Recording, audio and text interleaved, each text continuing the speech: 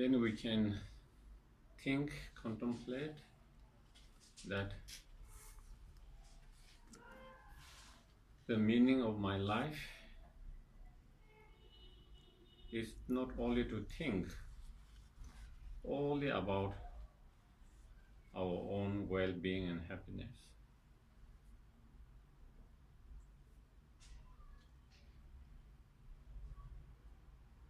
Because we are more capable of that. We have much more potential than that.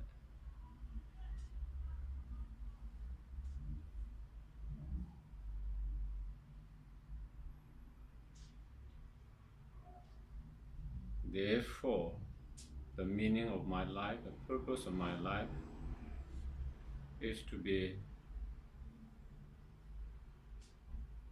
helpful, beneficial, not only to oneself, but all sentient beings as much as we can.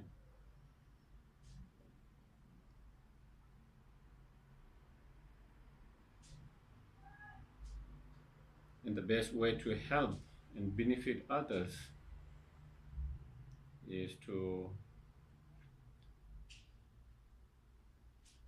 free and liberate them from all the suffering and the cause of all the suffering.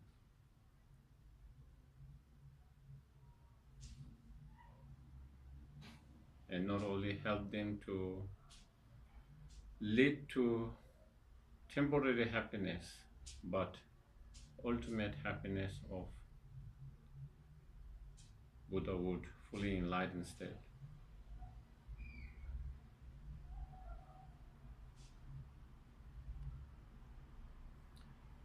And to do that, we ourselves need to become fully enlightened, fully awakened first.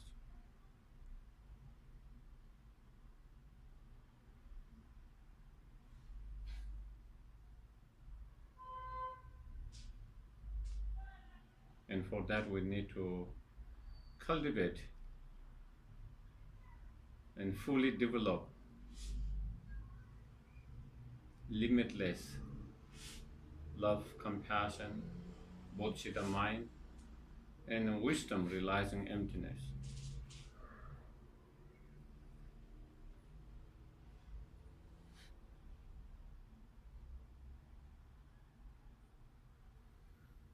And to cultivate and develop those qualities, we need to practice, meditate, practice. To practice, we have to know how to practice. And therefore we need to study, learn more about those practices. For that very reason that I'm going to listen to the teachings and engage in discussions, reflection, contemplations.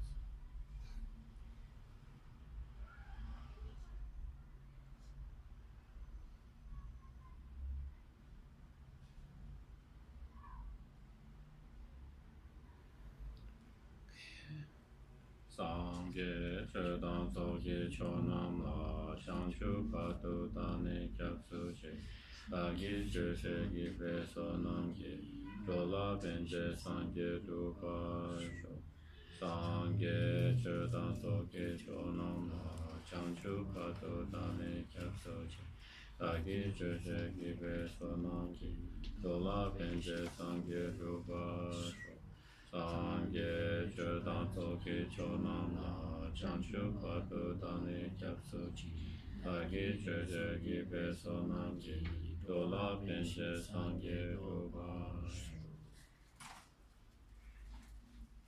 Maybe you want to recite the Heart Sutra?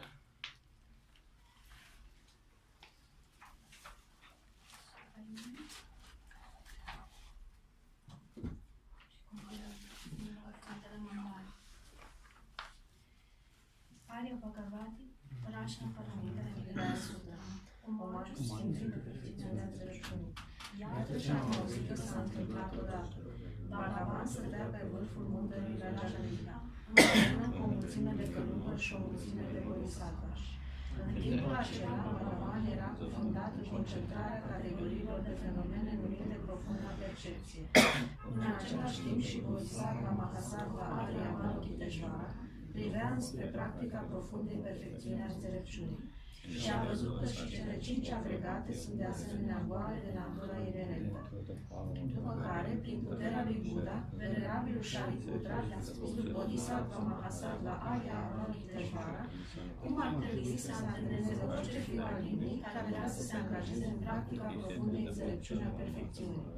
După ce a spus asta, Bodhisattva Mahasattva Arya Avalokiteshvara i-a răspuns venerabilului Shariputra. Shariputra, orice fiu sau fiică al limbii care își dorește să se angajeze în practica profundei înțelepciuni a perfecțiunii, trebuie să privească lucrurile în felul acesta, într-un mod corect și în permanență. Cele 5 agregate sunt de asemenea goale de natura lor inerentă. Forma este vidul, vidul este forma. Vidul nu diferă de formă și forma nu diferă de vid. În același fel, sentimentele, discriminarea, factorii compoziționali și conștiințele sunt vide. În același fel, toate fenomenele sunt vide, fără caracteristici. Nu sunt produse, nu se sfârșesc. Nu sunt pângărite și nu sunt imaculate. Nu sunt deficitare și nu sunt complete. Prin urmare, Shariputra, în vid nu există formă, sentimente, discriminare, factori compoziționali, conștiințe.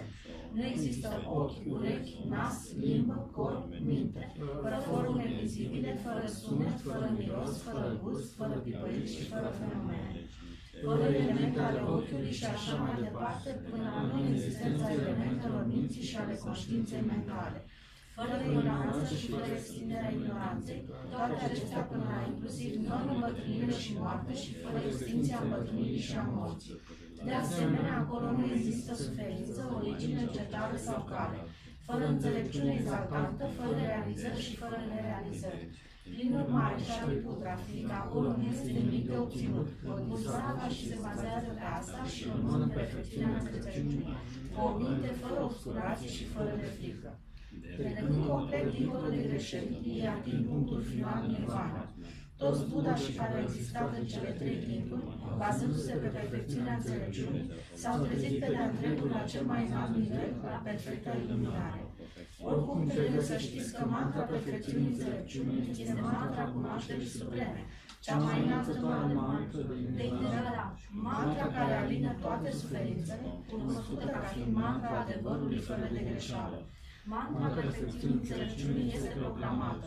Te iata, gate, gate, para sam, gate, bodhisoha. În felul acesta, Shariputra poate Bodhisattva Mahasattva să se antreneze în profunda perfecțiune a înțelepciunii. Apoi Bhagavan a apărut din acea concentrare și a felicitat pe Bodhisattva Mahasattva Arya Avalokiteshvara spunând: Bine ai greit, fiu al inimii. Așa este, așa stau lucrurile. Trebuie practicată profunda perfecțiunea înțelepciunii, așa cum a indicat Tathagata și se bucură de asta. După ce Bhagavan a rostit acestea, venerabilul Shariputra, Bodhisattva Mahasattva Arya Avalokiteshvara și toți cei prezenți din suita lor, inclusiv zeii lumești, oamenii asurași și gandharvași, au fost încântați, au apreciat și au aplaudat discursul lui Bhagavan. Eu, împreună cu toate ființele simțitoare care mă înconjoară, mergem să ne refugiem la Buddha, Dharma și Sangha.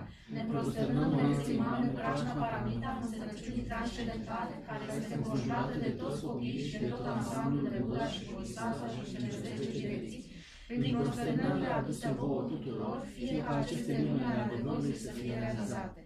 În trecut, regele Deva Indra îndepărta toate ființele demonice, reflectând însemnătatea profundă a înțelepciunii transcendentale și recitând zilnic profundele ei cuvinte. În același fel, reflectez și eu la profundul înțeles al măreței Mame Prajna Paramita și recit zilnic profundele sale cuvinte. Fie ca toate bolile, posedările demonice, condițiile grele, toate direcționările negative, care se produc din cauza karmei trecute și a condițiilor imediate, să fie dezintegrate. Fie ca ele să devină inexistente, fie ca pacea să se restabilească. Mă prosternez adunările de la chinii din cele 3 chakre care se nășcuiesc în sfânta uniune care folosește spațiul, Prin puterea clavoinței voastre și emanațiilor miraculoase, vă rog să vă îndreptați atenția către cei care practică așa cum o mamă are grijă de copilul ei.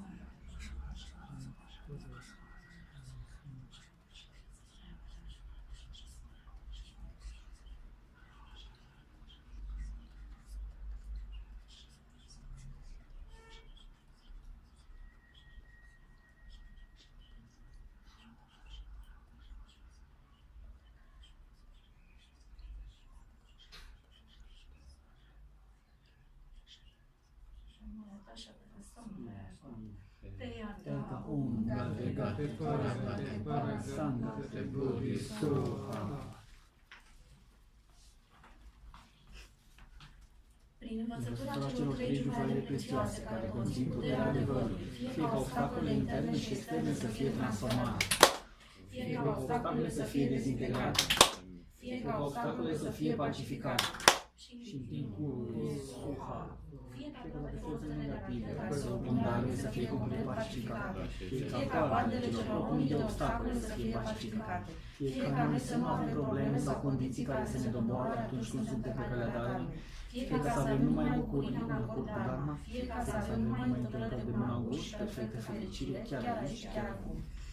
Magnificent și prețios zbor de rădăcină, te rog să te așezi pe lotus și pe luna de pe coroana creștetului meu, să vedeți cu marea ta bunătate și să-mi acorzi realizările corpului, corpului și minții tale sfinte.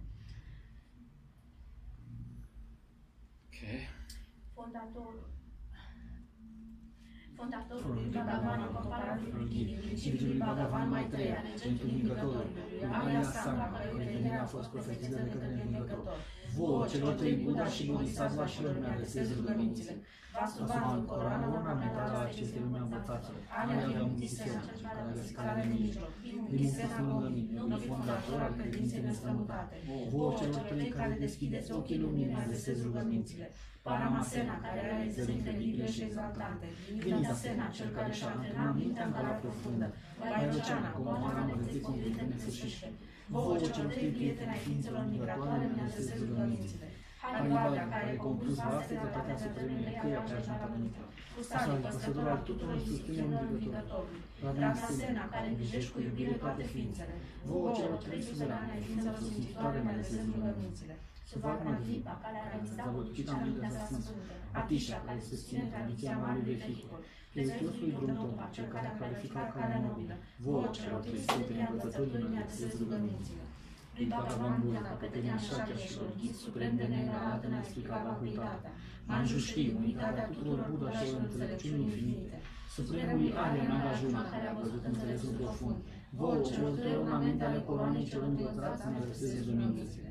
Chandrakirti, cel care a clarificat intențiile ariașilor, bătrânul Vidya Kokila, cel din fiu inteligent, tânărul Vidya Kokila, fiul învingătorilor, vouă celor trei inteligențe puternice mi-a adresez rugămințile. Lui Atisha, cel care a văzut interdependența așa cum este ea, cel care a păstrat tradiția marului vehicul, prețiosului drum Tompa, cel care a clarificat calea nobilă, vouă celor două ornamente ale acestei lumi mi-a adresez rugămințile. Protector al ființelor și al învățătorii din terenul zăpezilor, care face mai clară calea unificatoare dintre vacuitate și compasiune.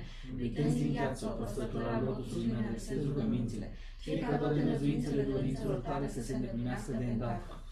Celor care văd toate vasele învățături, supremilor deschizători de drumuri, care eliberează pe cei norocoși, care utilizează mijloace iscusite de a birui cu iubire, vouă, prietenul spiritual de iluminații, mi-a adresez rugămințile.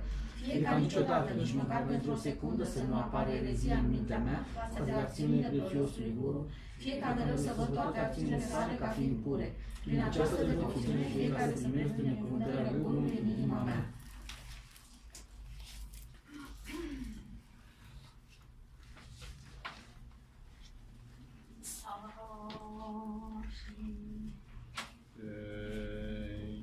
Citiți voi, rămâne jos și citiți în continuare.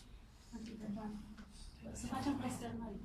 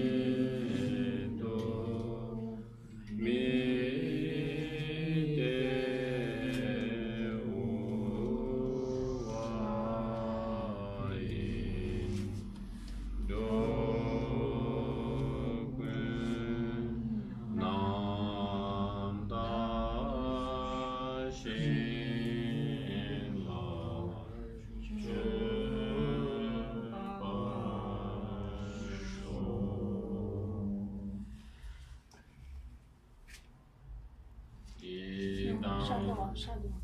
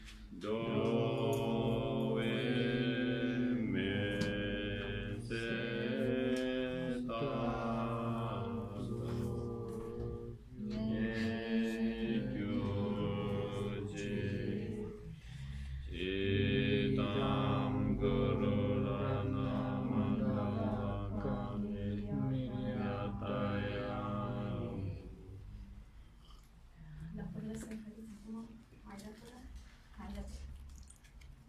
Nanti pula.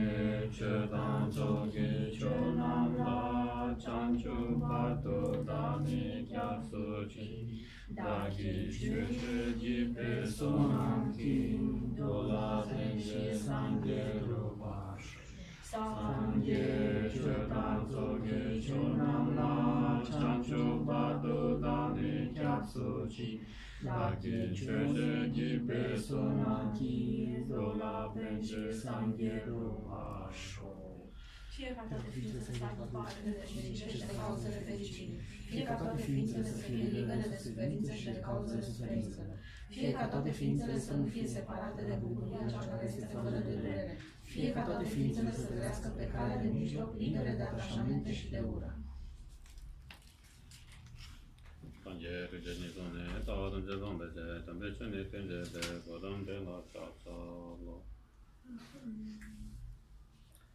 So seldom from 5 to 8 with a break in between. Yes, Yeah.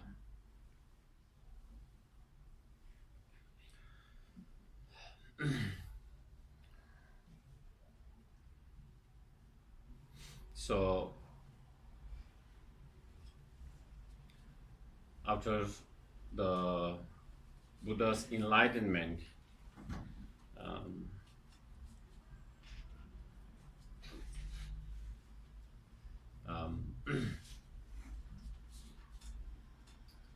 for next more than 40 years, he taught many teachings.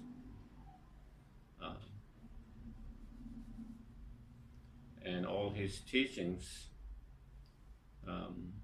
that he taught for more than 40 years, that can be categorized or summarized into three categories, known as the first turning wheel of the Dharma, second turning wheel of the Dharma, third turning wheel of the Dharma,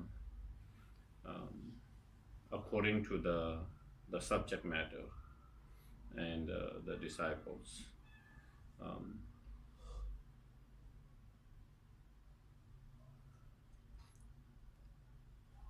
First, for the students or disciples who are ready and their mind is ready and ripened for the teachings on Four Noble Truths and more gross level of selflessness. For those disciples, he taught the Four Noble Truths, the first teachings.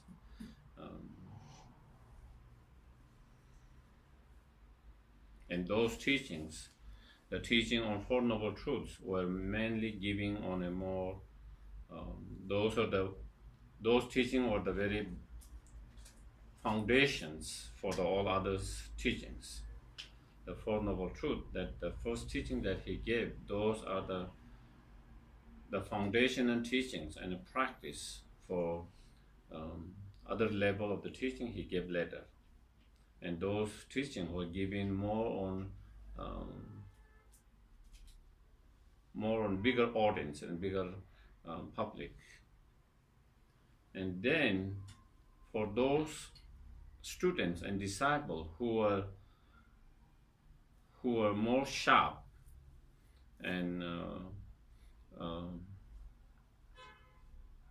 karmically ripened their mind and more sharp, and who has the ability to understand the most subtle level of selflessness or the emptiness, then he taught the teaching on Prajnaparamita, the perfection of wisdom, such as the Heart Sutra. The Heart Sutra fall in that category, the perfection of the wisdom. And those teachings were the second turning wheel of the Dharma. And that teachings and practice based on the foundation of the first teachings, like Four Noble Truths.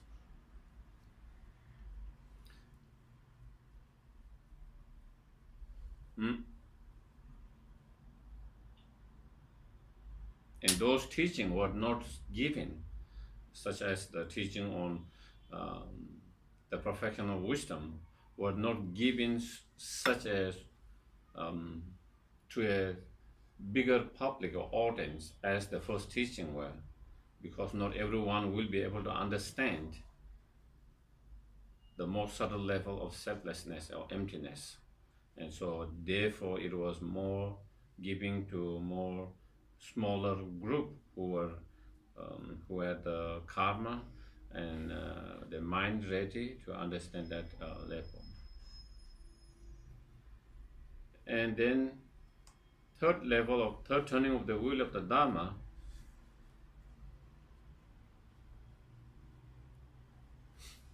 has two sections. Mainly, there are one sutras, which was giving the clarifications on the first two turning of the wheel of the Dharma.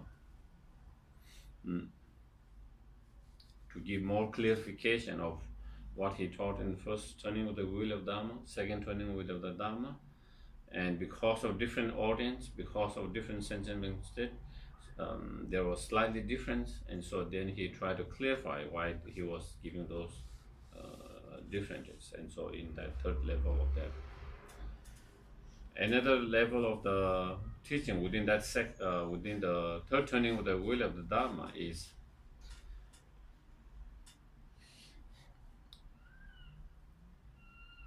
in the second turning wheel of the Dharma. He spoke about the emptiness, the selflessness, the subtle levels of that. And then on the third level, then he give more explanation on the mind. The mind, the subject, the mind which understand and realize the emptiness. And then when he explained that mind, then he explained of many different levels of mind, gross level of mind, subtle level of mind, more subtle level of mind. In that, he gave more details on the emptiness of the mind, and then that become as foundations. That particular third turning or will of the Dharma, that particular teaching, then become as a foundation for the another level of practice of Vajrayana. So that is in terms of teaching that he gave, returning with the will of Dharma, and how each practice or each previous teaching become a foundation for the next teachings as well as the practice in terms of that. And the subject matter that the Heart Sutra that we are going to be discussing is fall within the second turning will of the Dhamma, will of the Dhamma, Prasana Paramita.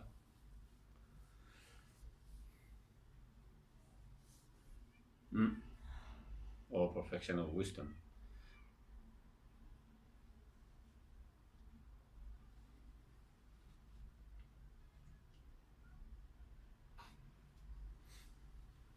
And the main subjects matter of this sutra is emptiness.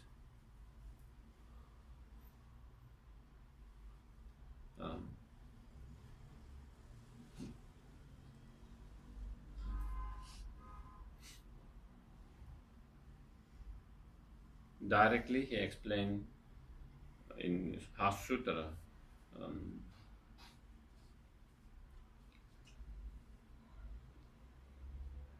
the emptiness, and then in a hidden way or indirectly, then he explained the path, the path to the enlightenment.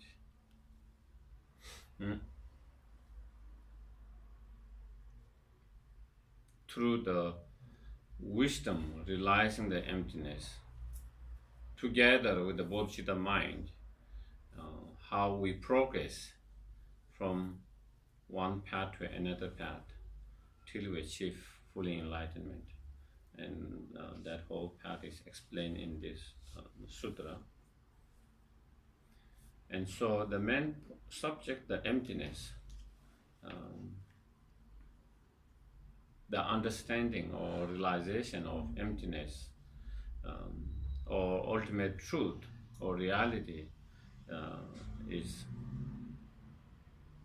very important for us, for the sentient beings, to free themselves from all the suffering, all the samsara, and the cause of all the suffering and samsara. That is the only way. And so, as Nagarjuna explained,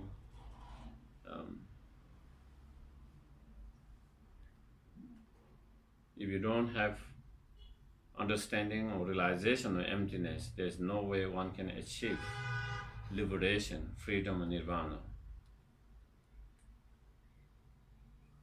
And we sentient beings in the 6 realm or 5 realms continue to take rebirth in the samsara, and having taken rebirth in samsara, we continue to experience many sufferings again and again, endlessly, due to the fundamental ignorance. Due to fundamental ignorance.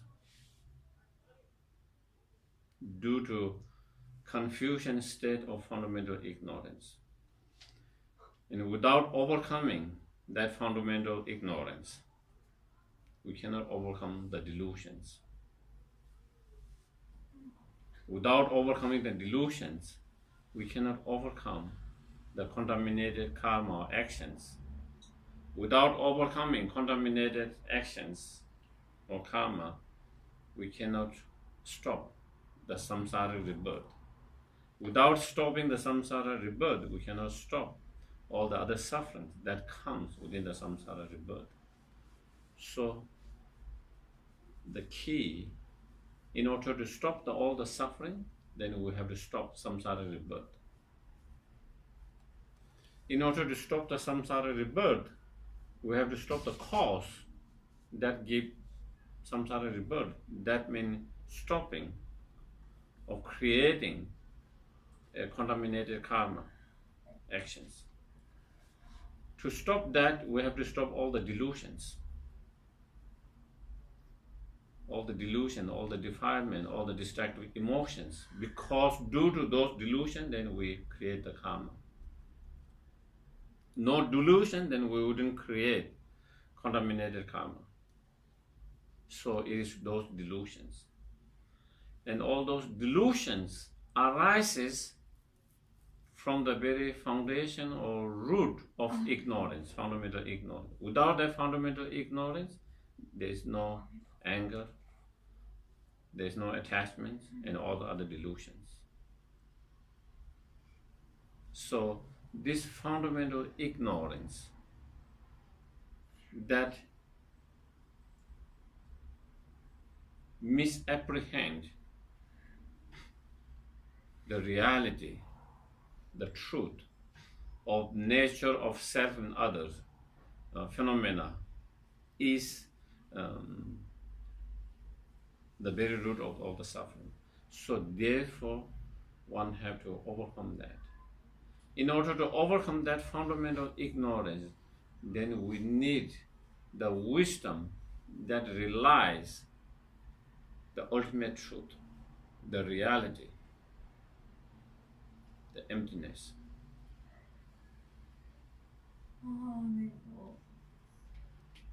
And so that is the key. Therefore, having the correct understanding, correct view, which means the correct understanding, realization of emptiness is the key. Key to achieve nirvana and key to achieve fully enlightened state together with bodhicitta mind. And so therefore,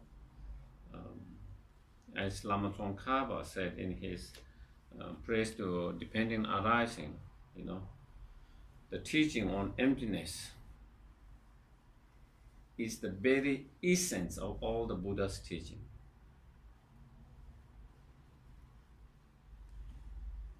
That is the very heart of all the Buddha's teachings. Because all the Buddha's teachings are taught towards overcoming our delusions, the source of problem and suffering and pain. And the emptiness is the key to do that. And so therefore,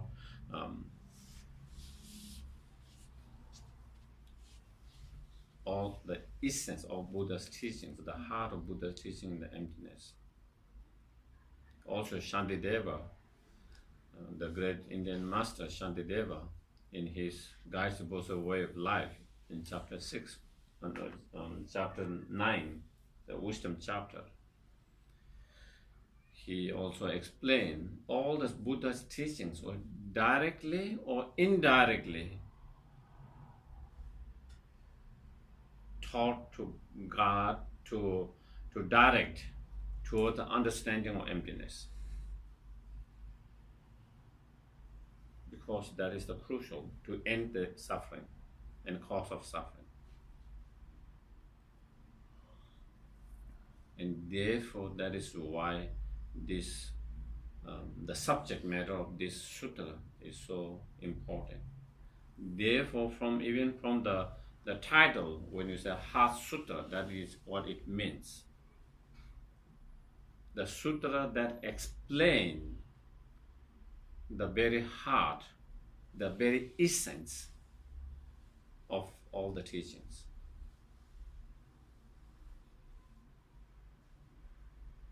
And that heart and that essence is the emptiness, or wisdom realizing emptiness.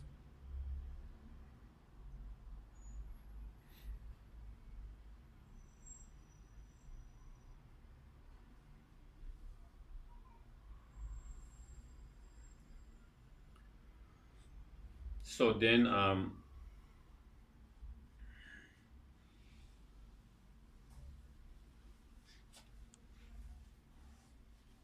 maybe, yeah. Maybe it might be helpful to explain a little bit on that.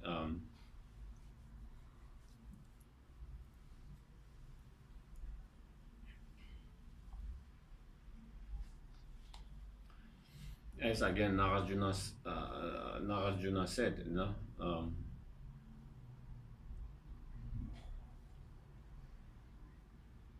leda nyemo namdol teta togle topan toman leda nyemo teta togle toman. He says, you know,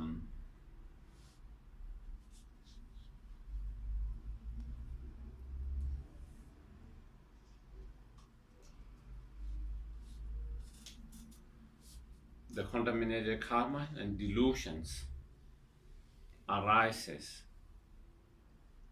due to fabricating and superimposing conceptions. And such fabricating or superimposing conceptions arise due to that fundamental ignorance. And when we overcome that, then we achieve nirvana. And so if we take that, how the delusion arises from that fundamental ignorance, you know, first there is a sense of, in terms of self, you know, there is a sense of very independent, inherent, truly existing self. Not only appearance of that, then our mind grasps that and believe that. On the basis of that, truly existing or inherently existing, independently existing I, then we get attached to that. We get attached to that. On the basis of that, then we have this thoughts or conception of truly inherently existing, my body, my mind, my happiness, my friends. And then we get attached to those things. And then we have this thinking, inherently existing, my enemy, my sufferings, my problems. And due to that, then we get aversions towards those objects.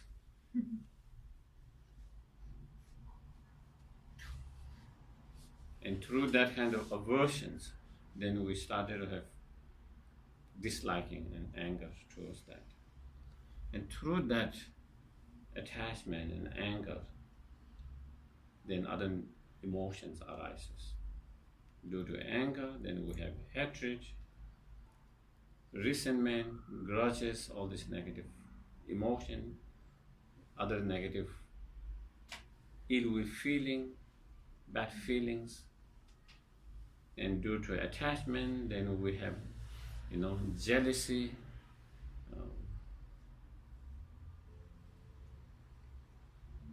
pride, greediness,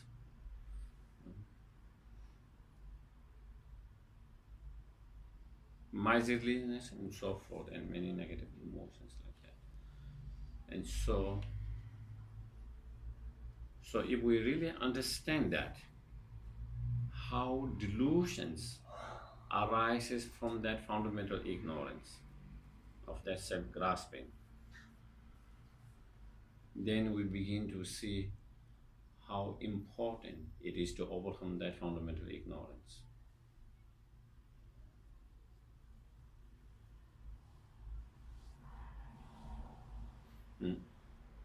And if we really understand how that fundamental ignorance of self-grasping is totally mistaken, then we will try to overcome that.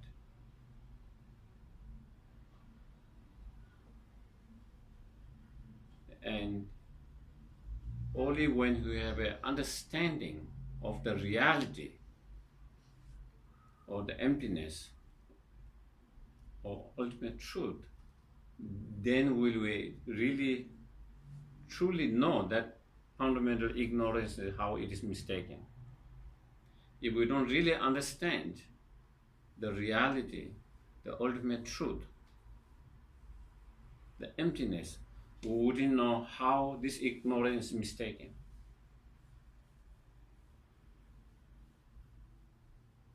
When you have that understanding, then you say, oh, this is the reality, but this ignorance apprehend or grabs totally opposite of the reality, and then we see this is totally mistaken mind. And through that, then we will try to overcome, and we will be able to overcome that fundamental ignorance. And so therefore,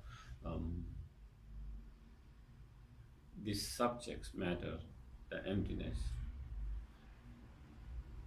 Even though it is one of difficult subjects to understand, but it's very crucial,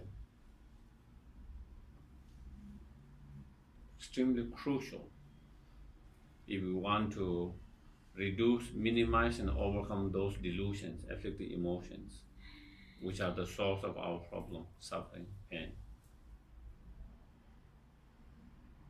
and to free from samsara.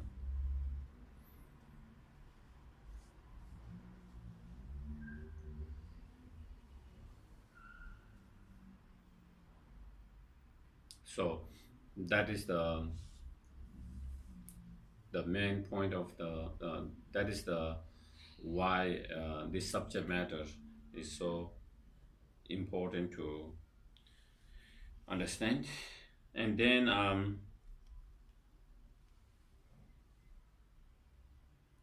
going to the Heart Sutra itself, okay, the text itself.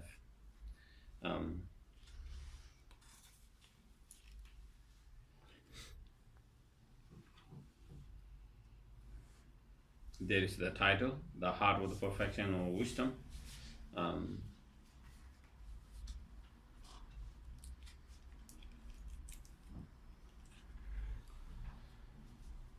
And then there is the paying homage. I prostrate to the archetypal gem. So that is the that one is not really part of the sutra itself, the actual sutra itself. But when the Tibetan translator were translating from Sanskrit to Tibetan, they put that one in order to create more merit, in order to purify all the obstacles for the success of translating and others. So they pay that homage at the very beginning. So the actual sutra start from where thus did I hear one time.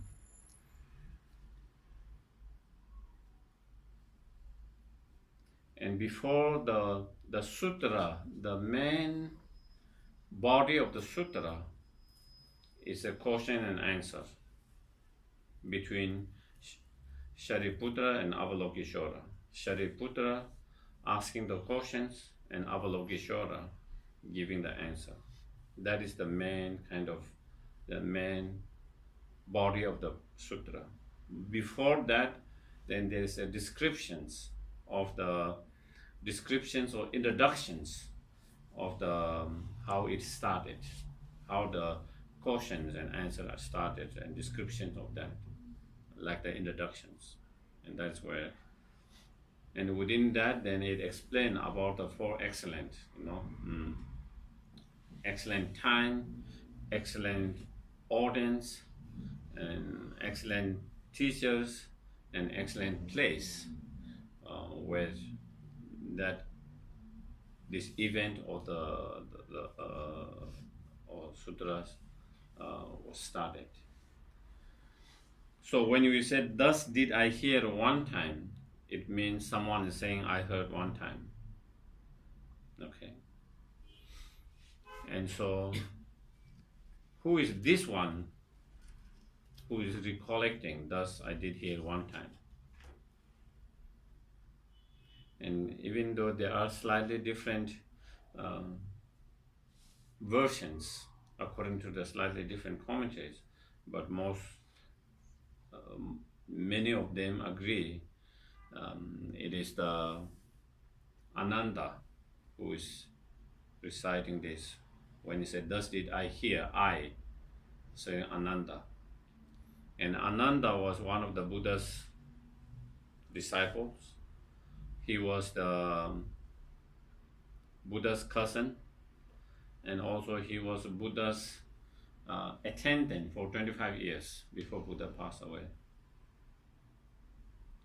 So many of the Buddha's disciples have their own special, unique qualities.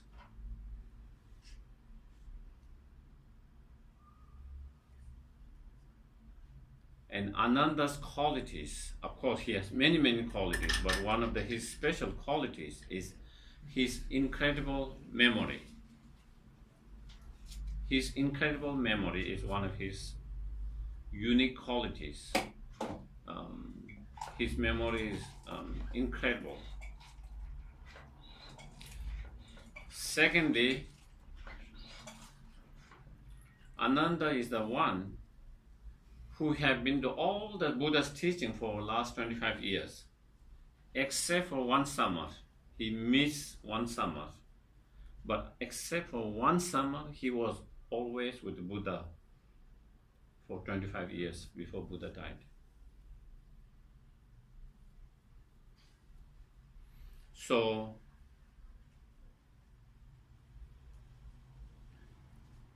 again, little bit of history again.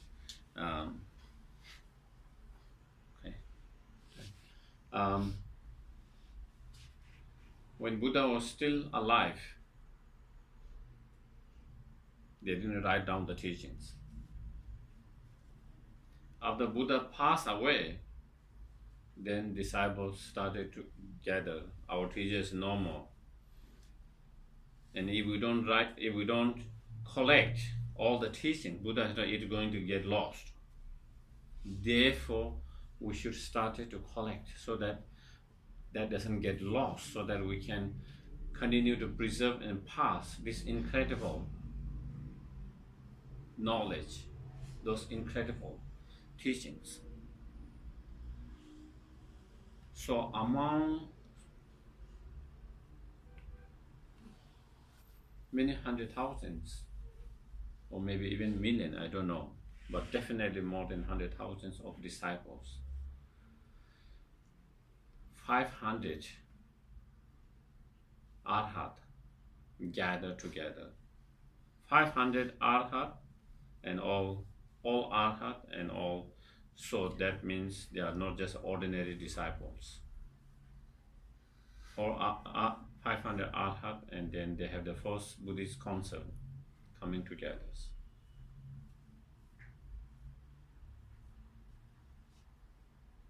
So after Buddha passed away,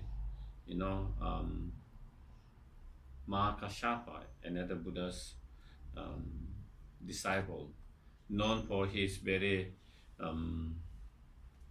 subdued and very grounded,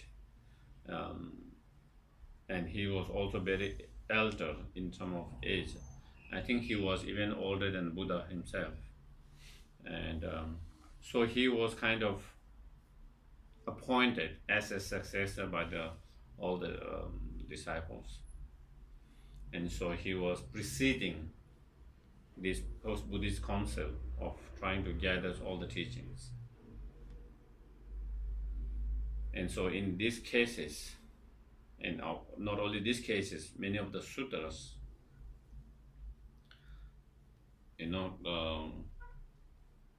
so all there are 500 gather, and then in some they explain this is what we call chogu, is a robe for the, and 499 chogu they all put together and as make like a throne, and on top of that, in these cases, Ananda sit, and then Mahakasyapas requesting, please recite and tell us those teachings that you have heard from the Buddhas.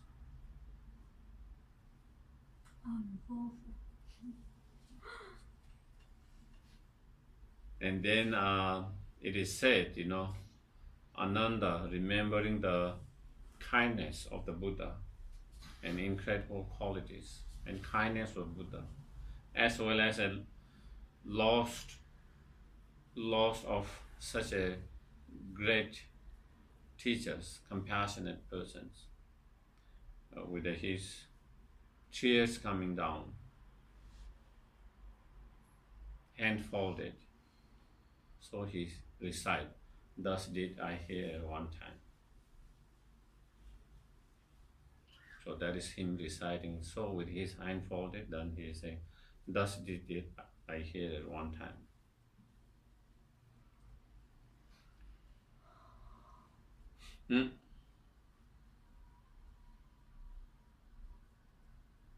So it is here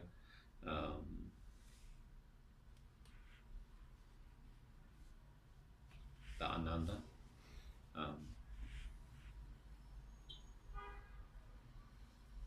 So that is what he is saying.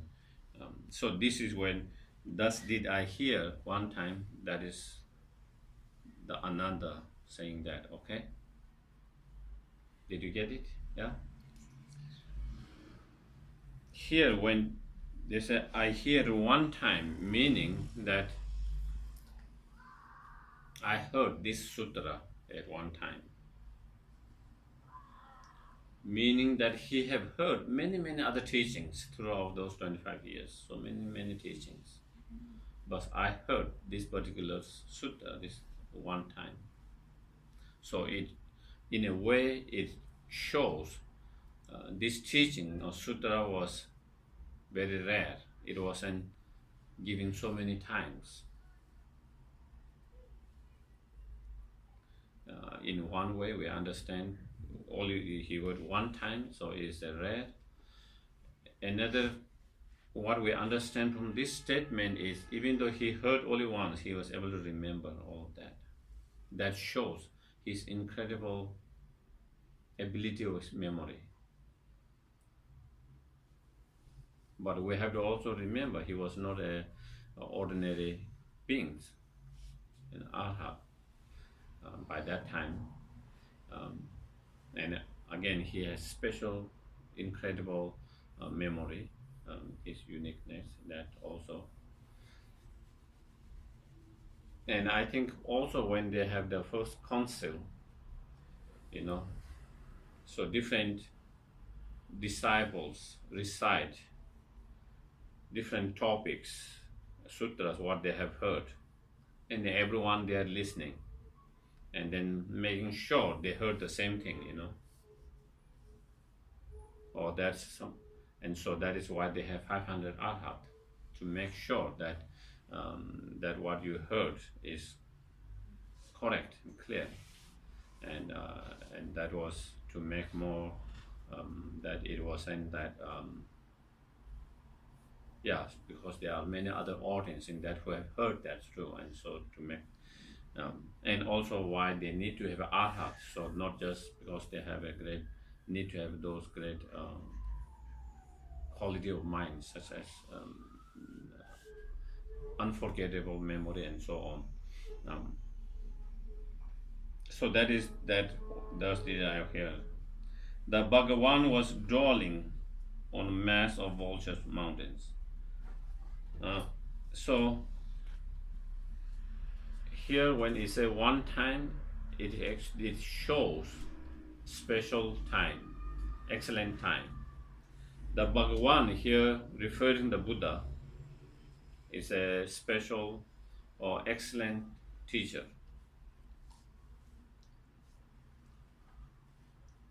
And was dwelling on the mass of Vulture Mountain. It describes particular place now in India, and that explains the excellent place where the sutra was taught. In Rasgiha, together with a great community of monks and great community of bodhisattvas, that explain the excellent audience, disciples who were gathered there. The Bhagavan word is of course Sanskrit. In Tibetan is Chomden De, and it has the Bhagavan has the meaning of this Chom. Then there are three words in Tibetan. Chom means overcoming the four maras, overcoming the two obscurations. Someone who has overcome that. So the four maras, the mara of delusions, the mara of the devil, and the mara of the death, and the mara of the aggregates. So when you overcome the delusions, then you overcome the mara of the delusions. When there is no more delusions, when there is no more mara of delusions, then there is no more the mara of evil to harm and hurt you, because there is no more cause for that. And when there is no mara of interference, obstacles, then there is no more mara of death. And when there is no more mara of the death, then there is no more mara of taking rebirth in samsara with the aggregate again and again. And so that is how one overcomes those four maras, all through obscuration, the obscuration of delusion and the obscuration of knowledge. So someone who have overcome that, and then means someone who has possessed, or someone who has gathered all the positive qualities through the practice of perfection of 6 perfections or 10 perfections, then having gathered many great qualities.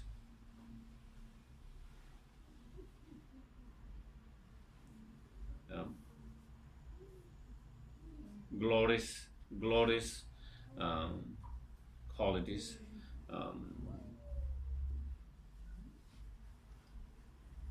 incredible body with a major or minor mark of enlightenment, incredible, inexhaustible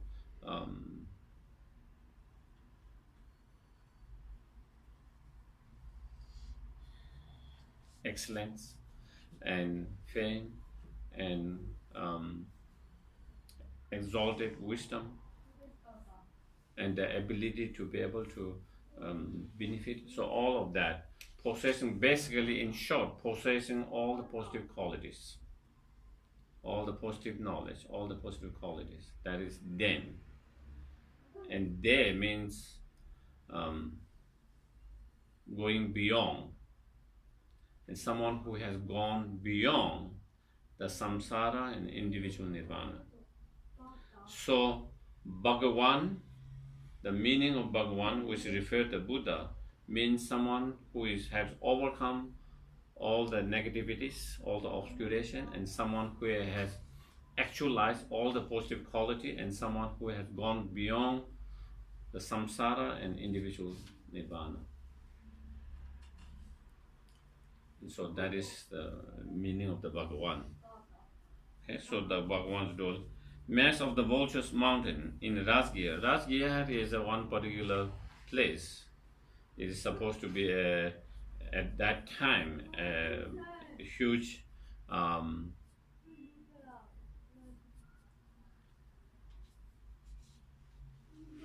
huge kingdoms of palace, and it is last year close. The massive Vulture Mountain is close by that. You have to go in the mountain, and you can still visit those places in India now. The ruins of that, and it is the place is given a Vulture's Mountain because the shape of the place. There is a cave, and the shape of the mountains looks like a vulture head or vulture, and so therefore that particular place. And the great community of monks and great community of bodhisattvas. So in the gathering who are listening to the teachings there were monks, even though here it doesn't describe nuns, but in some other Sutra Prasna Paramita there were also nuns as well. The fully ordained monks, fully ordained nuns, and other nuns, and especially Arhat Sangha. And also within that disciples, the bodhisattvas. Within the bodhisattva there are monks, nuns, and lay people, practitioners as well. As it comes at the very beginning, at very end, not only human, also other non-human sentient beings as well there, listening to the teachings as well. So many audience or disciples gathered there to at that place to listen to the teachings. And so that is common introductions, and then uncommon introductions. Common introductions like all the sutras start with that, similar excellent teachers, excellent disciple, excellent time, and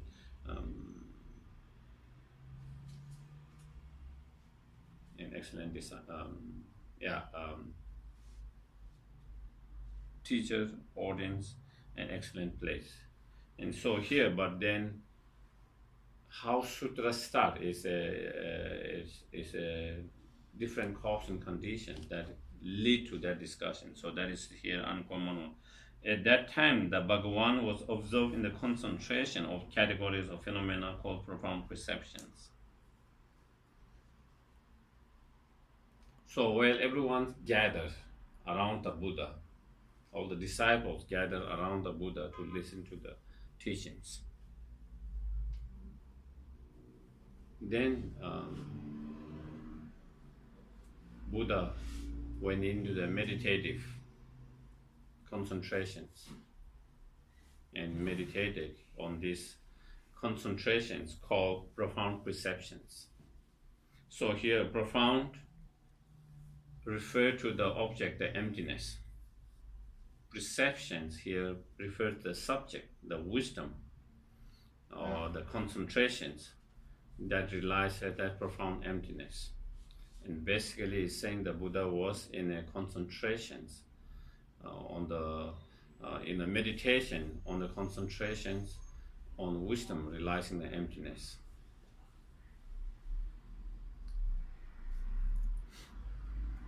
So again, there are a few things to understand from here. It is said that for the fully enlightened being like a Buddha, he is in a meditative state all the time. All the time. Even when he is teachings, even when he is walking, even when he is going for an alms, even when he is resting, he is always in a meditative state.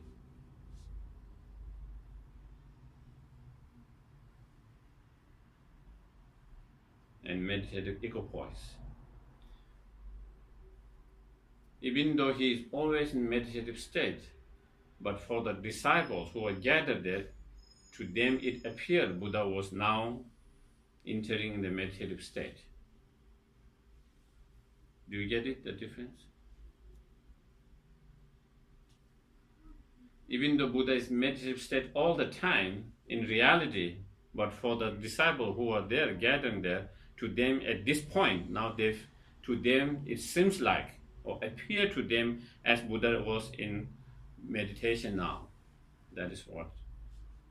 But in reality, Buddha is always in meditation all the time. Meditative, of course.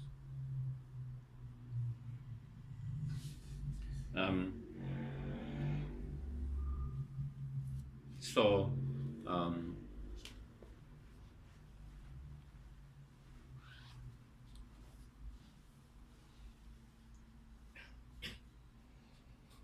yeah.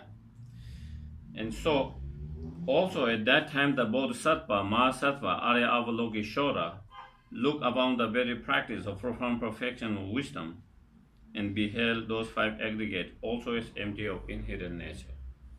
So not only the Buddha seems to appear to engage in that meditation, meditative equipoise at that moment. At that same time, within the audience, Bodhisattva Avalokiteshvara was there. And also the Bodhisattva Avalokiteshvara also went into that meditative state.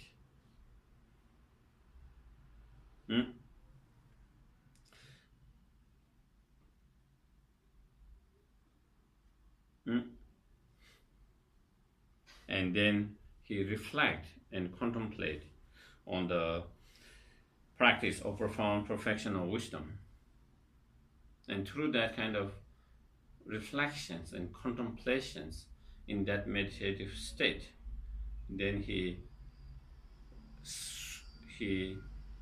realize or saw or understand that the five aggregates also, not only each of those aggregates are empty of inherent nature, independent nature, ultimate nature, but all five aggregate as also empty of inherent nature. Or we can say, when we say also, not only the 12 not only the 12 senses and 18 elements are empty of truly existing, but also five aggregates are also empty of inherent nature. So he saw that, he realized that when he was in the meditative state, when he went into the meditative state at that point.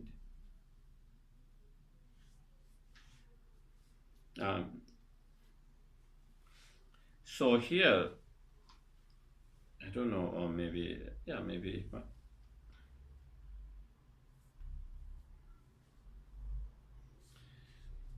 Bodhisattva Arya Avalokiteshvara, Mahasattva Avalokiteshvara, when he says that Bodhisattva means someone who have generated the bodhicitta mind, a being who have generated the body mind, the bodhicitta mind, is Bodhisattva. And when someone who has the bodhicitta mind, they have no fear and incredible courage to work for countless sentient beings.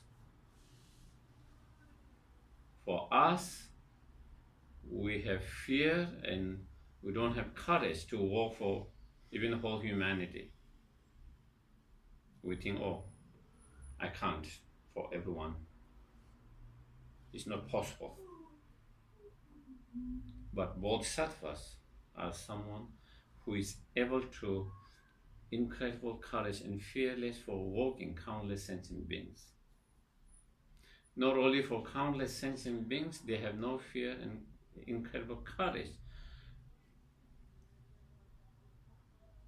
to be, in terms of time, to remain, even if they have to remain in samsara, even in such as lower realms, for one sentient beings, they are willing to remain for many eons in order to help one sentient beings. In order to help one sentient beings, they have incredible courage and willingness to remain there, even if they have to remain for eons, no problem for them, because of their bodhicitta mind. In terms of the practice, in order to help sentient beings, maybe you might have to engage in some of the most difficult activities. Some sentient beings, maybe is helping, we might be able to help very easily. But some sentient beings is very difficult to help. And in some cases, we might have to go in such many kind of difficulties, difficult actions, activities. And no matter how difficult it is for the bodhisattvas, because of their bodhicitta mind, they have no fear of engaging in that, and confidence and courage to that. That is the one we call bodhisattvas. And they are able to because of their bodhicitta mind. Mahasattva. Maha means great, and sattva means being. Bodhisattva is being of body or awakening mind. That means someone who possesses the bodhicitta mind. And Mahasattva is a great being.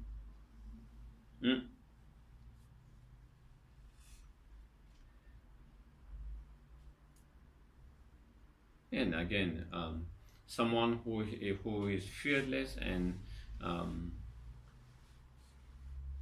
encourages to engage into the practice such as 6 perfections or 10 perfections.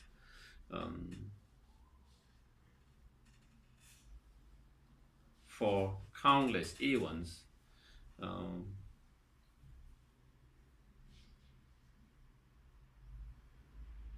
for the benefit of each and every sentient beings, and so forth. And then Avalokiteshvara is the name of the compassion bodhisattva, Avalokiteshvara. In Tibetan is Jeresik, and Jen means eye, and Sik means looking. And basically, the name, by the name, it just by the name it explains his incredible love, compassion, bodhicitta. And so Avalokya is someone who looks after each and every sentient beings out of great compassion, love, and bodhicitta mind, 24 hours all the time. And someone that is Avalokiteshvara. So that Bodhisattva Avalokiteshvara, who was in the audience, was in Then, through the power of the Buddha, the Venerable Shariputra said this to Bodhisattva Mahasattva Avalokiteshvara. Maybe we have some break? Maybe, yeah. Yeah, maybe. Geshe, if you want, we don't need now break.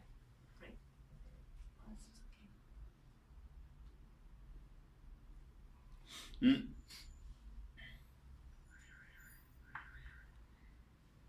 So when he said, then through the power of the Buddha,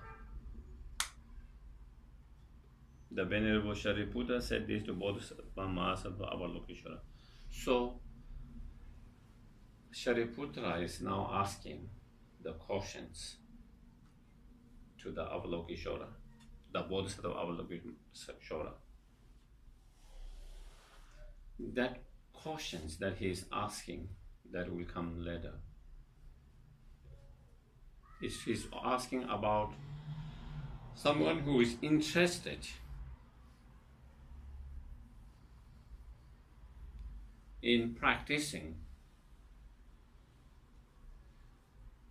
the Bodhisattva's path, such as the practice of perfection of wisdom, how should they practice? How should they train? How should they practice? So that is the question he's asking. How should they train? Is someone who is interested, someone who wants to learn, train, and practice the Bodhisattva path, especially the perfection of wisdom. How can they train? How can they practice? That is the question he's asking. So, the Shariputra. So, who is Shariputra? Again, generally, when we talk of Shariputra, is one of the main Buddha's disciples. Two main Buddha's disciples you see in the lot of the Tangas, the Buddha, and then on the two sides, two monks. And one is Shariputra and one is Mongoliana. And they are two of the main Buddha's disciples. Shariputra, among all the Buddha's disciples, Shariputra is known for his wisdom.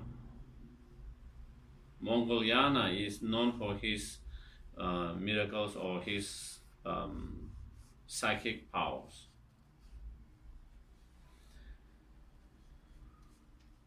Just as Ananda is known for his memory. So it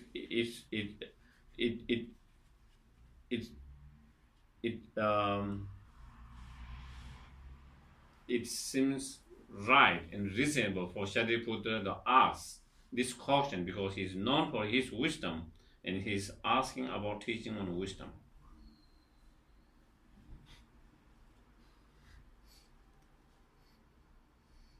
And then there are a few, again, different, according to different commentaries, in general, normally Shariputra is known as a arhat, not a bodhisattva. Okay?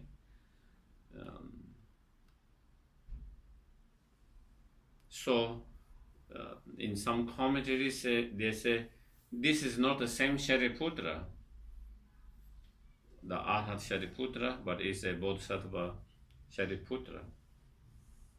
Some commentary is the same Shariputra.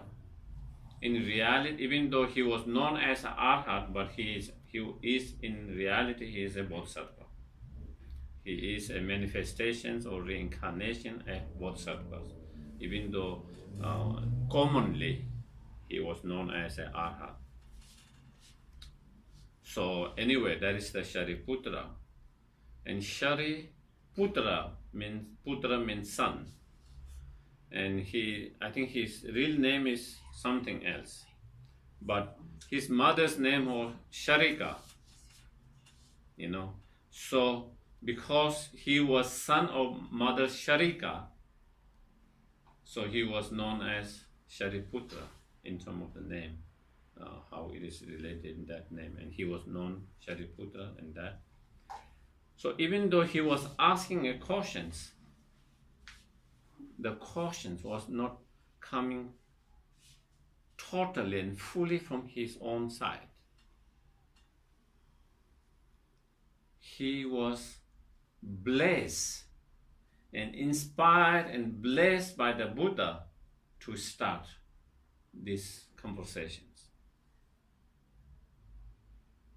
And that was by Buddha engaging in that concentration of profound perceptions. When he got it through that in meditative state, the Buddha inspired and blessed Shariputra to ask the questions, to start these conversations.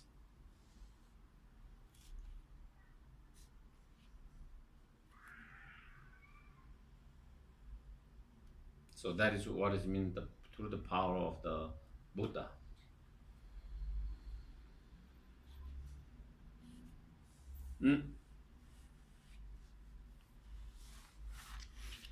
if we look from perspective that Shariputra was arhat, again, not a bodhisattva, then again it makes even more sense of these statements through the power. For someone who is not a bodhisattva, arhat, but who is not a bodhisattva, to ask questions about bodhisattva path, the confidence, the courage that he got, instead of asking how to achieve arhat, he was asking how to practice bodhisattva path, which is not his main path. And so, even though he is not bodhisattva, but the encouragement, the confidence that he got to ask about the practice of bodhisattva is by inspired and blessed by the Buddha. And that is where it comes. Okay? And so then the question is, next one, how should any son of the lineage or daughter of the lineage train who wish to practice the activities of profound perfection of wisdom?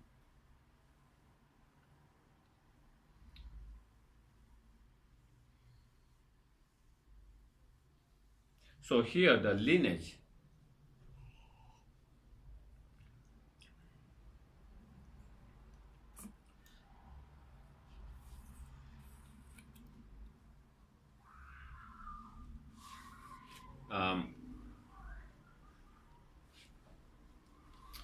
the lineage here refers to someone who has cultivated the great compassion. Okay?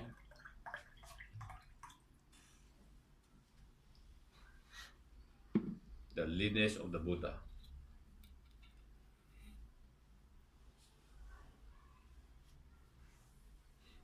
And when we talk about lineage of the Buddha, is referred to someone who has cultivated the great compassions. And when you have, out of that great compassion, when you have a bodhicitta mind, you are known as bodhisattva, you are known as child of the Buddha. Similarly, when you have great compassion, then that is when we have developed the Buddha's lineage. And so here saying someone who has that Buddha's lineage, the great compassion, and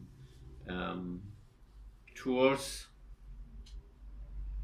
interest, someone who is very interested out of that great compassion, who have that great compassion, out of that compassion, who is interested in engaging and training and engaging and practicing the bodhisattva path, especially the wisdom, especially the perfection of wisdom. How should they train? How should they practice? That is the question that is being asked. From this statement and also with the answer that Avalokiteshvara gave, is that again, with this statement, one what another thing that show is that whether it is daughter or son, or in other way, male or female, women or men, they all have same potential to achieve enlightenment. So both male and female have same potential. Therefore, if they train themselves, whether it's men or women, if they train in the perfection of wisdom and the bodhisattva path, all of them can achieve fully enlightened state, fully awakened state. So again, this statement explains that everyone has same potential. If we really engage in the practice.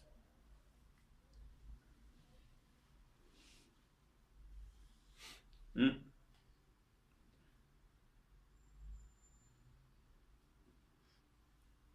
There is no difference in that potential.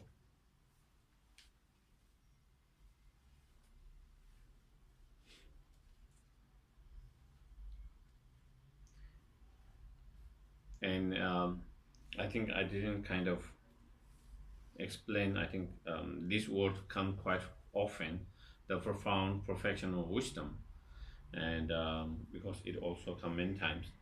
So again, I want to maybe explain a little bit profound. So again, emptiness is profound because it's not something anyone can realize immediately. It's not easy to understand, realize immediately. You need a lot of merit, lot of cause and conditions to be able to understand and realize this emptiness.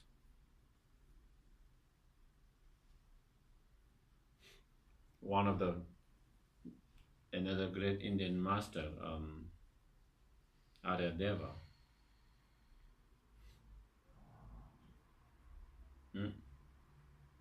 as a disciple of Nagarjuna, he said,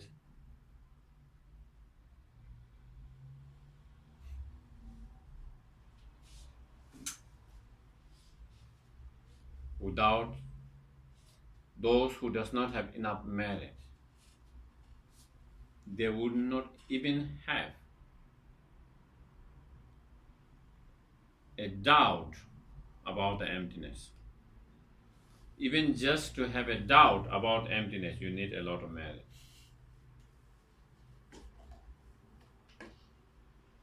And of course, to really correctly understand it and to correctly have realizations, then we require even more merit.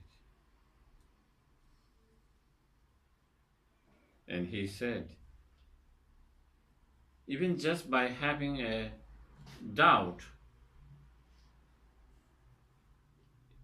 it kind of destroy the root of the samsara. And sometimes,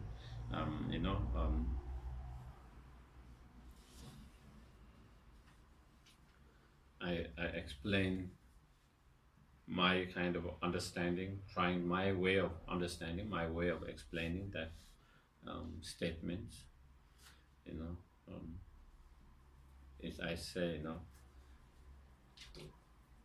in our life, from beginningless life so far, if we haven't really have an understanding of emptiness, our fundamental ignorance has been very comfortable.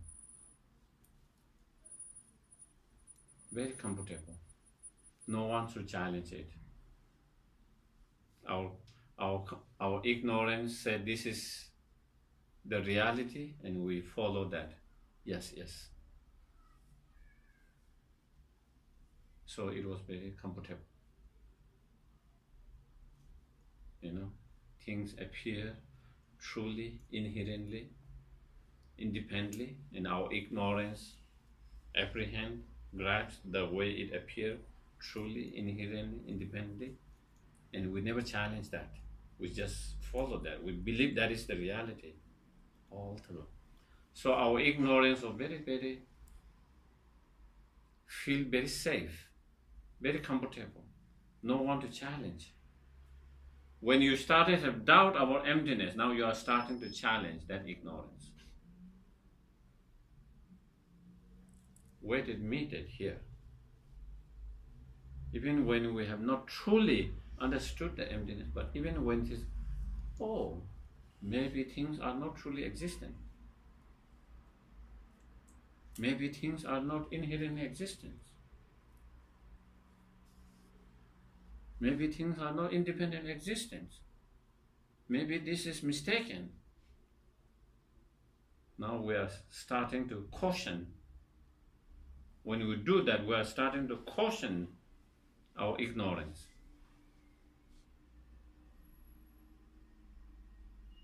Now our ignorance started to become a little bit shaky.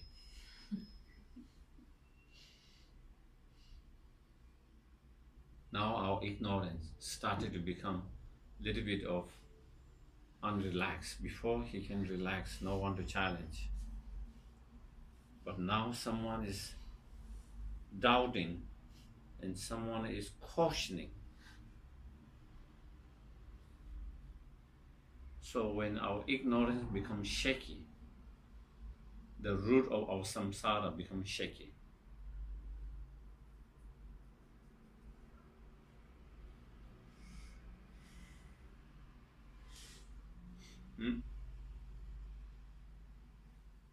So that is how even just having a doubt can shake the very root of the samsara.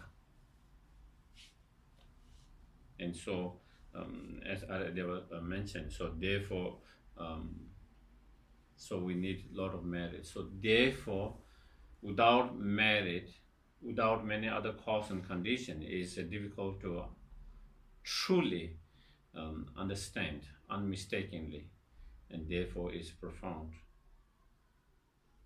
And another way of understanding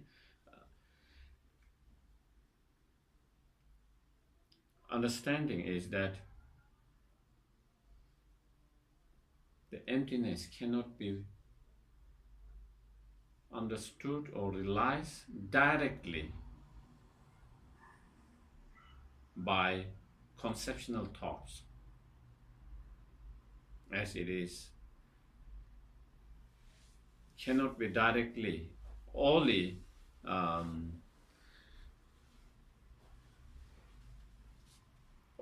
the mind of noble beings, of Arya beings, of wisdom can realize the emptiness directly. Other ordinary beings, even they can have understanding of emptiness with the inferential reasoning, logic, with the conceptual thought, but cannot be realized directly. And therefore, it can be again said profound. Also, it is said emptiness cannot be explained by expressed and explained by word and understood by conception directly. It can be only explained with the inferential.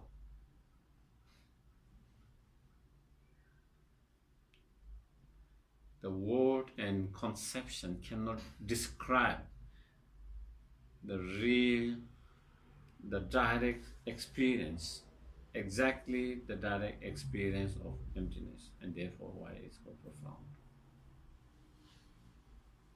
We have to experience it directly. You have to feel it. Yeah, I don't know if feel is the right word when we try to kind of be more kind of precise, but you have to realize this directly. Because feel can be a word where we can be using differently, you know. But I would use the word more than feel, realize directly. And so the experience of realizing directly cannot be expressed by words and by thoughts, conceptions. Therefore, such emptiness is profound. And maybe it can be, we can also explain that profoundness, even though I haven't seen any commentary explaining in that way, but it is a profound because without this, as we mentioned at the very beginning, without this emptiness, you cannot free from samsara. You cannot achieve nirvana. You cannot achieve fully enlightenment. And therefore is most profound. The emptiness itself And the wisdom realizing emptiness becoming very profound from that. Mm. And perfections, the profound perfections of the wisdom. So perfections here means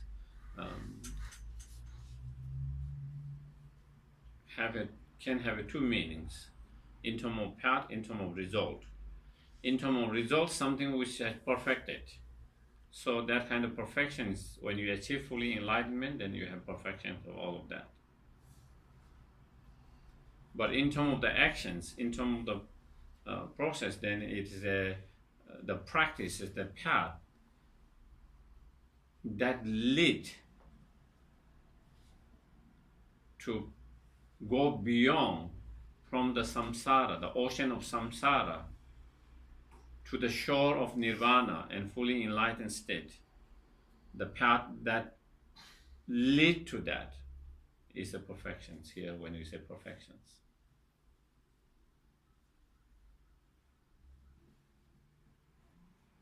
Another matter maybe I want to kind of those are more it become more kind of a little bit more kind of technical more than in, but anyway,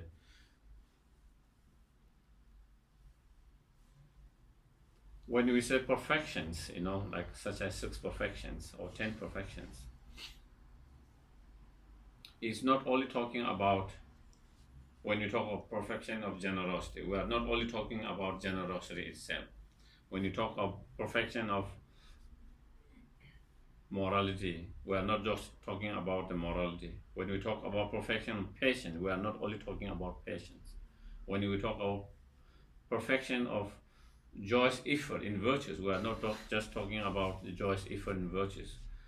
When we are talking about perfection of concentration, we are not just talking about the concentrations. When we talk about perfection of wisdom here, we are not just talking about the wisdom itself. Like Arhat can have practice of generosity, can have practice of morality, can have practice of patience, can have a practice of joyous effort, have practice of concentration, have practice of wisdom, all of that. But we wouldn't call those practice perfection of those practice 6 perfections. When we refer to perfections, it is refer all these practices supported by bodhicitta mind. Do you get it? Yes. Supported by the bodhicitta mind, the motivation of bodhicitta mind. When your practice of generosity is supported by the motivation of bodhicitta mind, then it becomes perfection of generosity. When your practice of morality is supported by the motivation of bodhicitta, then that becomes the perfection of morality. And same with all other perfections. And then it becomes the practice of bodhisattva, because it is supported by bodhicitta mind. And it will become even more kind of precise than,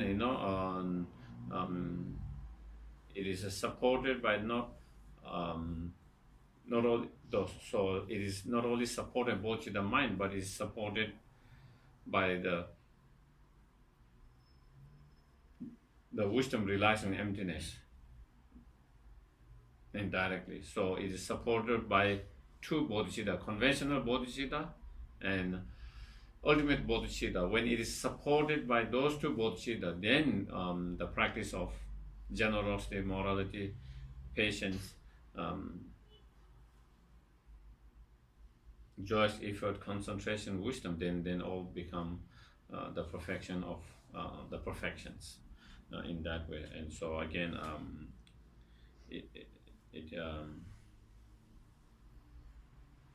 so yeah, because we are there,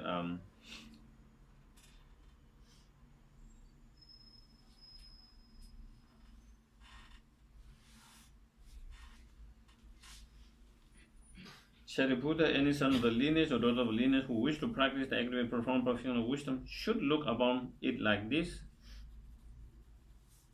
No, we haven't. What was that? Was the we just finished the questions. Yeah.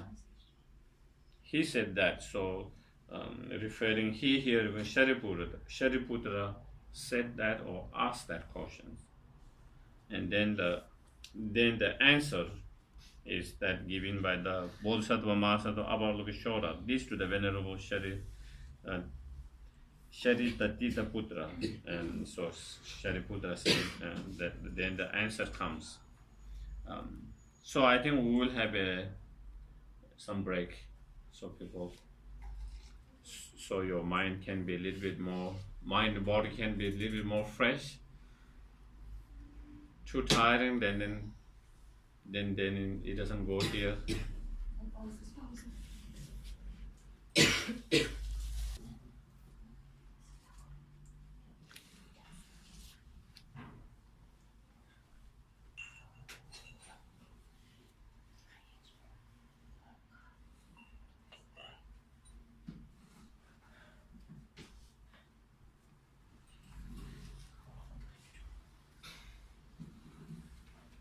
So,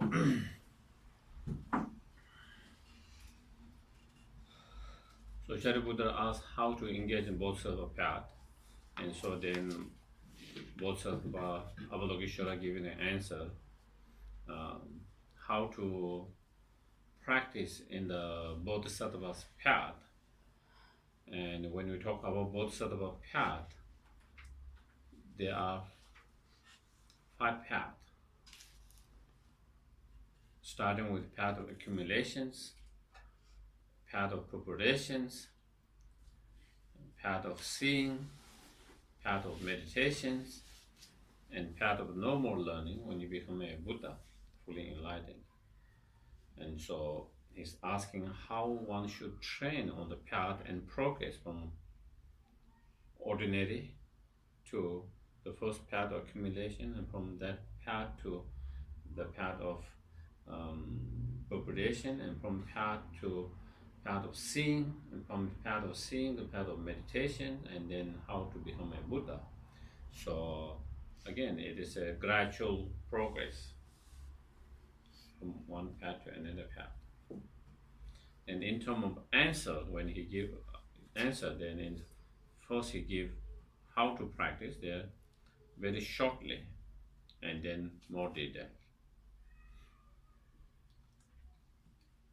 And so then the answer to that, the short one, he said that the Bodhisattva Mahasattva Avalokiteshvara said this to the Venerable Sharatitita Putra. Shariputra, any son of the lineage or daughter of the lineage who wish to practice the activities performed professionally should look upon like this, correctly and repeatedly, beholding the 5 aggregate also as empty of inherent nature.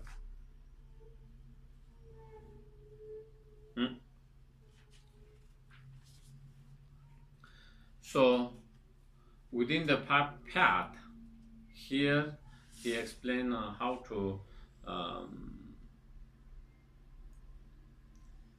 engage in the first 2 paths, the path of accumulation and path of preparations.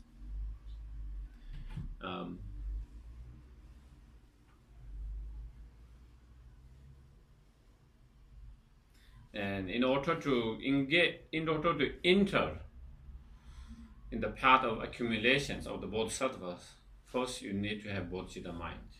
If you don't have Bodhicitta mind, then you don't enter the first path. And in order to have Bodhicitta mind, you need to have great compassion and great love. And so that through that, then in Bodhicitta. And then at the very beginning on the path of accumulation it's not absolutely necessary to have a realization of emptiness. But after some time, then you will have a realization of emptiness. Even the path of accumulation, there are kind of three stages. The path of accumulation of initial or small, medium, and great. And when you reach the medium, then you have the realization of emptiness. So in terms of that path, it is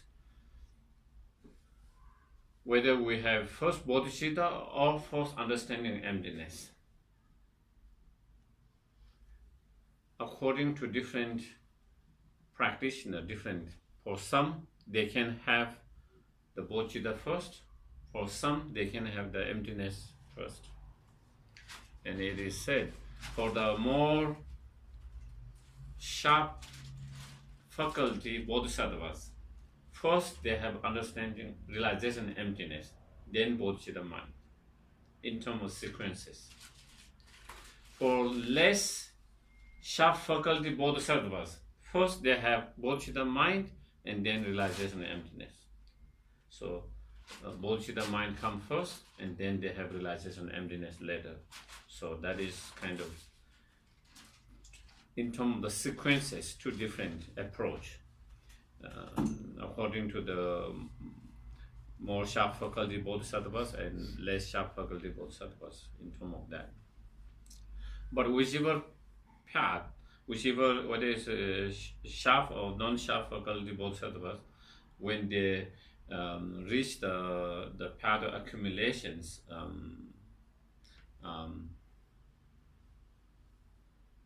of middle stage, then they all will have, not all, before that they have already bodhicitta, then after that they will definitely have the realization, wisdom realizing the emptiness.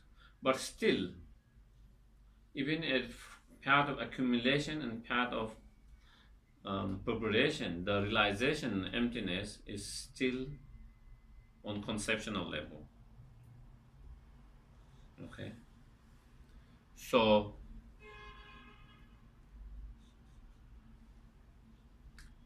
understanding realization and emptiness, or understanding emptiness, first there will be first level intellectual understanding.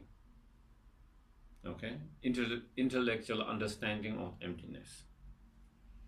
That is not enough. From intellectual understanding, then we have to have experiential understanding. When we have experiential understanding, then that is what we call realizations. And that experiential understanding comes through meditations. Practice again and again and again.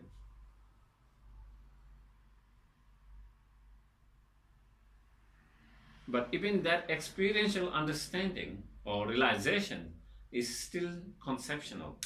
Still, we have this realization by using inference, reasoning, and logic. By using reason and logic, then in our meditations, analyzing, investigating, which is still thoughts. Through that, we have the experiential understanding, but it is not just intellectual experiential understanding, but still with concept, still with thoughts. And so at the path of accumulations, the thought, the dualistic view, even though you have realization emptiness, but still it is a dualistic mind and is stronger. And then with the path, in that path, the path of, as I mentioned, path of accumulation, 3 stages, and then in the path of preparation, there are 4 stages. And as you progress from one stage to another, your dualistic view becomes less and less dualistic mind. And while you continue to meditate, even you already have experiential understanding, but you will have to continue to practice, meditate. And also continue to accumulate merit.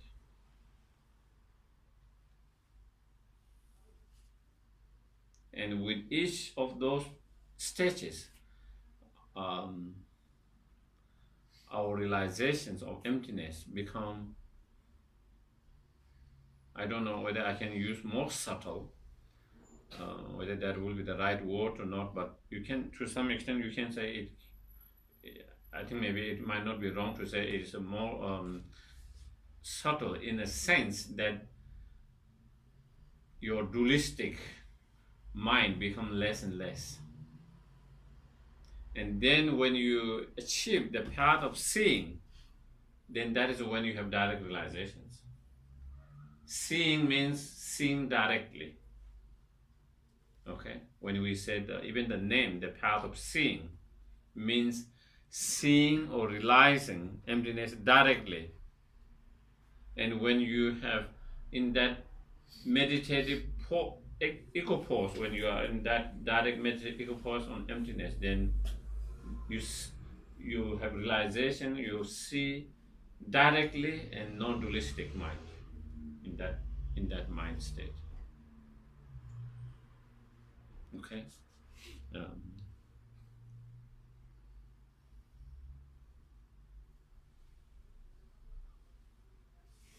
But even you have direct realization of emptiness, but still,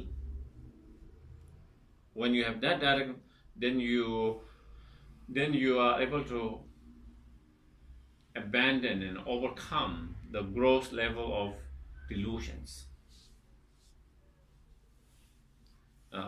Kuntak, Nyamon Kunta, the delusion that has been fabricated and superimposed by our mind, those gross, but still we still have the subtle level of delusions. And so therefore you still need to continue to practice, meditate. Again, being in meditative equipoise, in the meditation on emptiness, and then coming out of that and then engaging in the compassion actions and kind actions in other practices such as the perfections of generosity and other practices, and then through that again accumulating merit and back and forth alternately.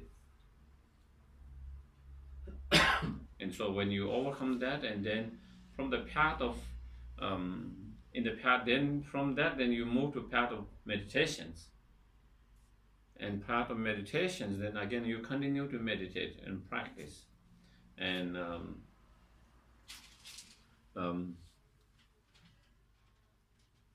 strongly and seriously.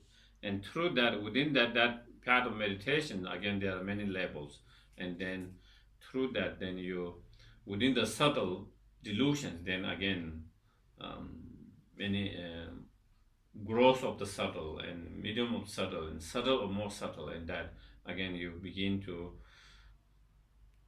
while you continue to meditate on emptiness in meditative equipoise, at the same time when you are post-meditative, in a post-meditative session, you continue to practice bodhicitta, compassion, and continue to accumulate merit, and together with that back and forth, and then your practice become more stronger, and then you are able to gradually you are able to overcome the subtle delusions. In terms of bodhisattvas, then when you reach 7 bhumi, so from path of the seeing, then there are 10 bhumis. 10 bhumis starts when you achieve path of seeing, and then through the path of, starting from the path of seeing, and then through the first bhumi and seventh bhumi, by the 8th bhumi, then you overcome all the subtle delusions, free from all this.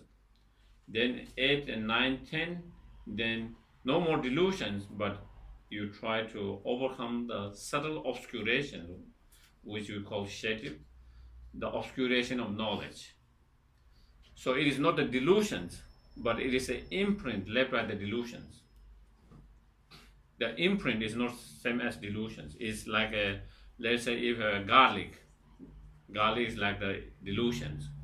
The smell left by the garlic, even when you are taking away the garlic, the smell is still there. Same way, the imprint of the delusion is still there. And that imprint obscures us from knowing all the knowledge, becoming enlightened. No delusions, but still you are not fully enlightened because of that subtle obscuration. You have no more grasping of truly inherently existence, but there is appearance of that. The appearance still there. No more grasping, because you have no more ignorance, you have no more delusion, there's no more grasping, but there is still appearance, and because of that. And so therefore that is what we call the subtle obscuration. And then you walk on 10 bhumi, the last 3 bhumi, 8, 9, 10, and then at the end of the 10, by relying on the concentrations, which is like a vajra, then you totally cut the more subtle level of that subtle obscurations, and the next moment then you become fully enlightened, fully awakened, and the path of no more learning. So that is how, in terms of progressing in terms of the path, okay? And so that will just give you some ideas about on the path how it is progress. So in this first explanations of the here in the answer, it explains about how to engage in that first 2 paths, the path of. And so in some commentary it says correctly and repeating, beholding those facts absolutely empty of inherent nature. So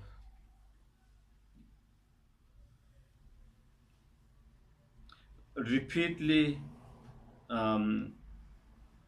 explain the path of, I think the path of accumulation, and correctly explaining the path of preparation. But so in anyway, in this did explain how to engage those 2 paths. And so here saying that someone who is interested in that path, then one should train and practice to see the 5 aggregate also empty of inherent nature, truly existence, independent existence. So again here, when it says those 5 aggregate also empty of inherent nature, so there is the word also. Not only something is empty of inherent nature, but also the 5 aggregate are empty of inherent nature. And so here also means not only the self or the person is empty of inherent nature, but also the basis of the person, the aggregate, are also empty of inherent nature. Do you get it? Yes. Yeah. Our 5 aggregates, the form aggregate, the physical aggregate, and then 4 others aggregates, which are the mind, the aggregate of feeling, the aggregate of discriminating mind, not the negative discriminating mind, but the mind which is able to distinguish black and white, good and all that mind. Those are mental factors,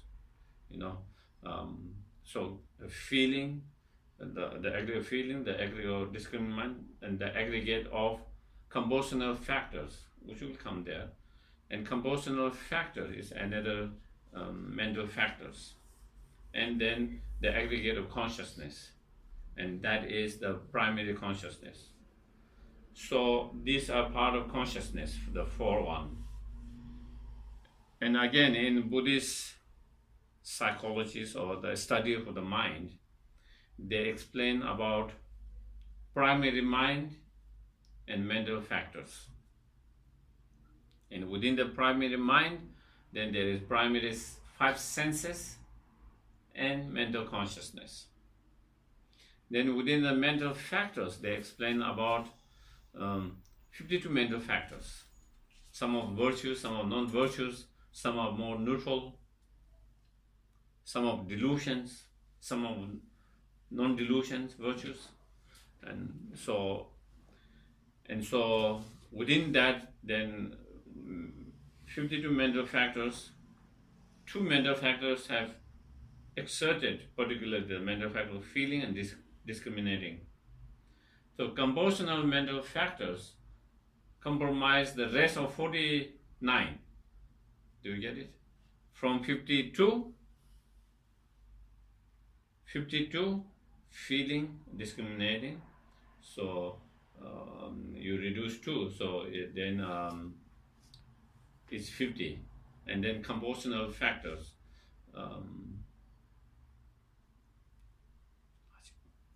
I'm sorry, is not 50 to 51. So from 51, then you took the feeling and discriminating mind.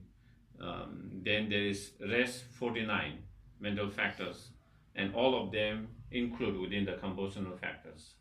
When we try to contain within the 5 aggregates. Yeah, are we okay? Maybe too much information. Maybe. But I guess I thought because we read Sutra very often, so it will be maybe to have a little bit more. So yeah. Anyway, so those are so 5 aggregate also as empty of inherent nature.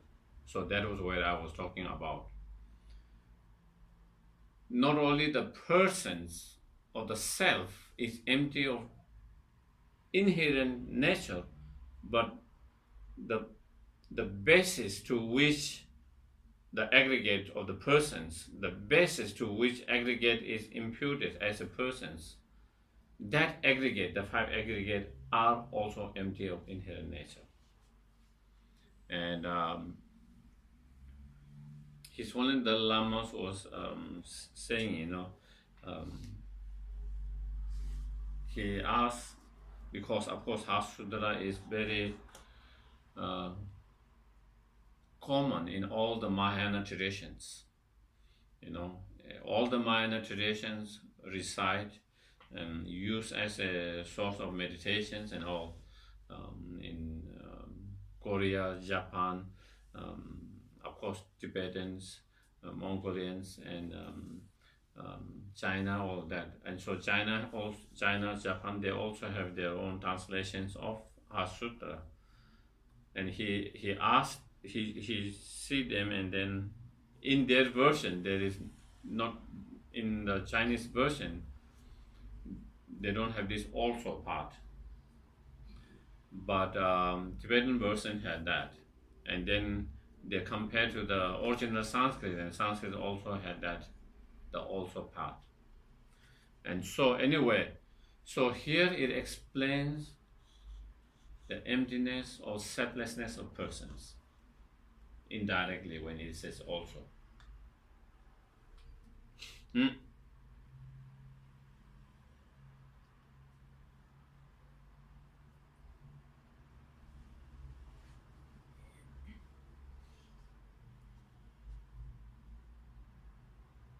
So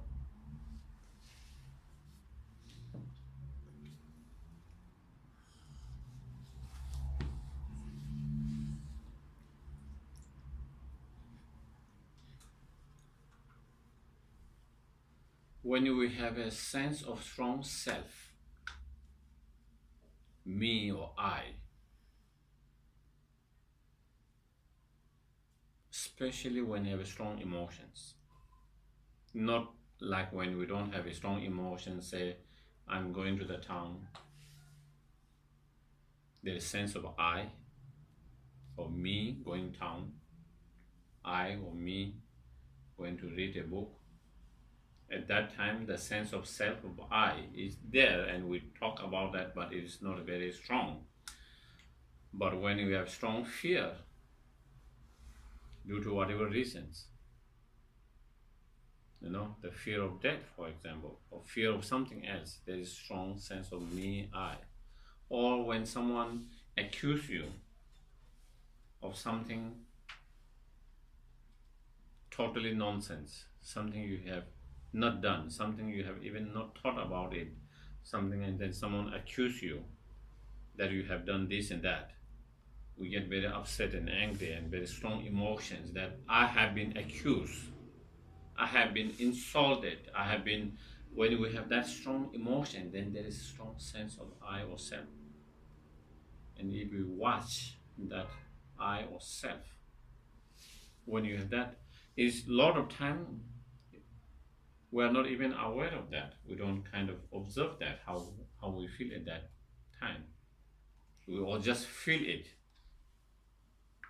But if we observe clearly at that time, if, of course it needs a lot of training to do able to do that. But if we are able to train our mind to observe from one side of our mind to that feeling and of that me, our, I, or self at that moment,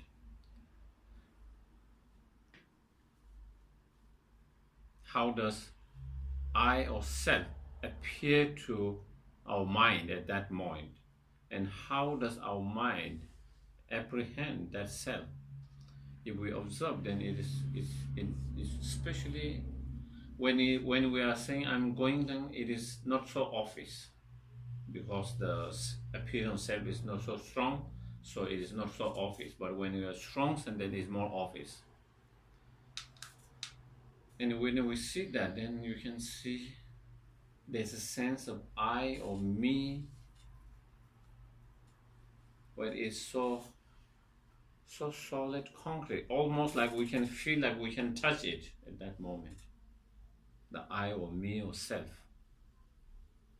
So solid, so concrete, so real. The I which has been abused, the I which is fearful of something.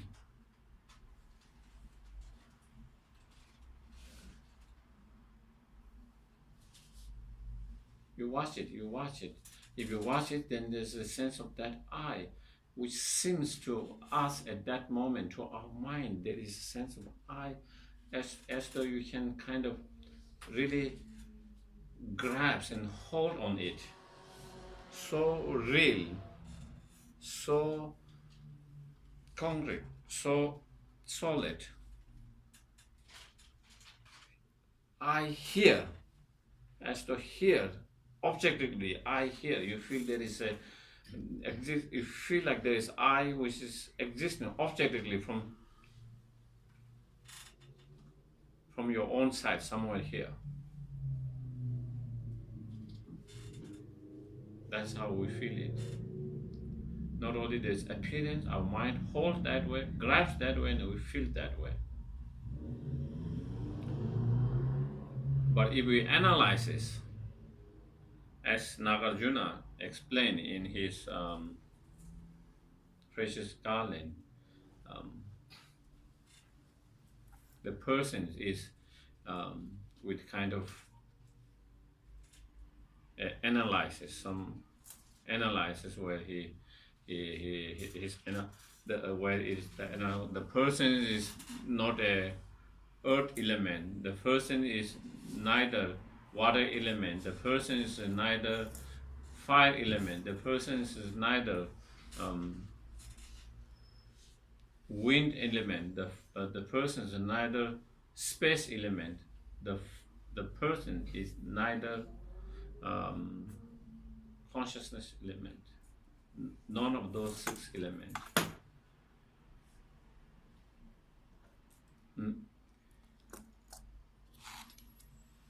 Therefore, the person is non-absolute or inherent or truly existence. And similar analysis that you see in Shantideva's Guides Bodhisattva Way of Life in chapter 6, where he does the same kind of analysis. Your eye is not person, I is not me, my nose is not me, my face is not me, my body is not my legs, each of those organs, neither my heart is me, neither each of those organs is neither me. So when you try to find where is that self, really you felt so strongly, so real, objectively, from its own side. If there is such real and inherently existing self of I, then we have to find, if we analyze, we have to find within one of our aggregates. outside of aggregate or inside of aggregate? Outside of aggregate, where? Can I find in this cup? Can I find in this? Is this me? Is this I?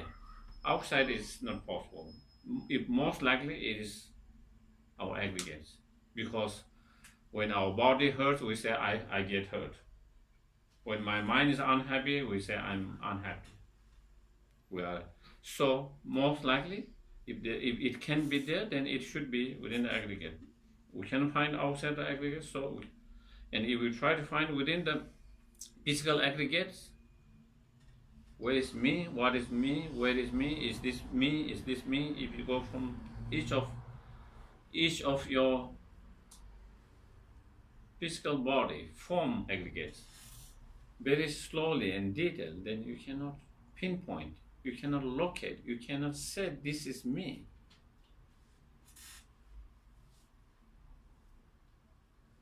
If you say this is me, then again, how can that be me? It is my body, not a me. It's something that belongs to me. It's not it's my body. And so that is different. Mine and me is different. Whether it is physical or it is mind. And even within the mind, so definitely you cannot find within the physical, then you do the same analysis within the mind. Within any of those aggregates, can you find within the feeling? Is your feeling you? Same thing. Is your discriminating mind you? Is this your compositional mind you? That mental factors. If not, is the primary mind consciousness? Is that me? Can you find within that? And even within that, then if you kind of, as Nagarjuna does analysis in his fundamental treatise or root of the wisdom, even within the mind, then you can, mind is, when you talk about mind, even the consciousness mind, it's just a continuity of many moments. Yeah? Do you get it? It is a continuity of many moments that make that consciousness. And so, which moment is that I? Is this moment the I? Is this moment the I? Is this the moment? If each of those moments I, there is too many I's. And then some moment already passed away, is past, doesn't exist. Future should come. Future moment should come. It doesn't exist. The only present is the only thing is the moment in that present. Even that moment, the moment you pointed, is gone. Even in that very present moment, there's many moments of that, parts of that moment of part, and you cannot find. And when you do that analysis,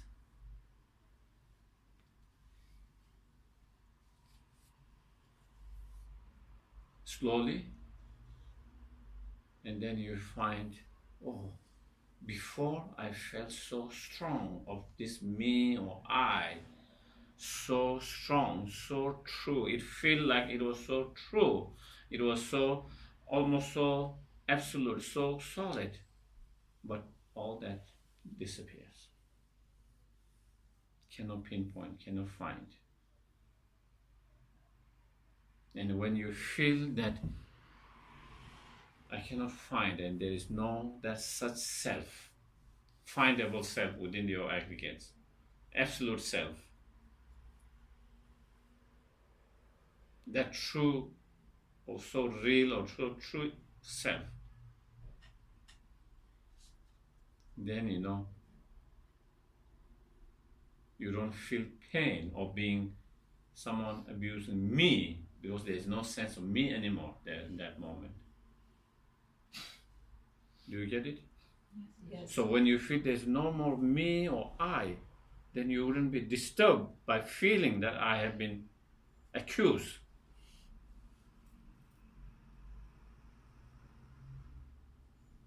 And that's how we can, when you have reached to that point, how we can stop having all these negative emotions of someone, when someone accuses us, that we feel hurt, we feel upset, we feel anger because he, she accused me, criticized me, said bad thing to me, did bad thing to me, all of that.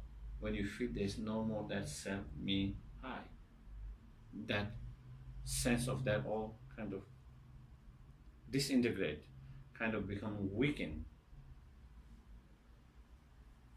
become less.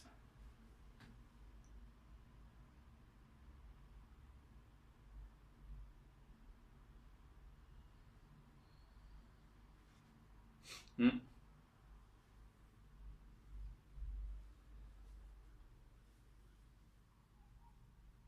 Same thing when you have this feeling of the fear of me losing you, I'm going to die. And because of that mind, thought of dying, we have a strong fear that I'm going to be gone, I'm going to be, or the fear of sickness, maybe we have a strong anxiety, worry, fear of sickness, or whatever different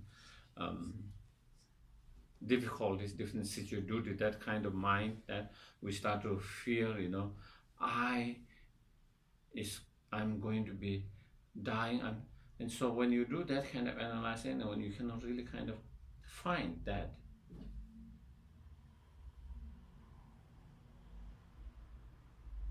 then you don't have the same fear anymore, same level of fear, same level of anxiety, same level of worry.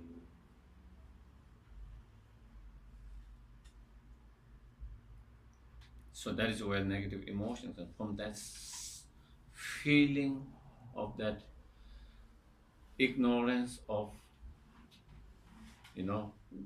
holding or grasping truly or inherently existing I or self. Due to that, all that comes. And so, here is saying, the Buddha is saying, there's no such self. Such, when we use, critical analysis, with a critical mind,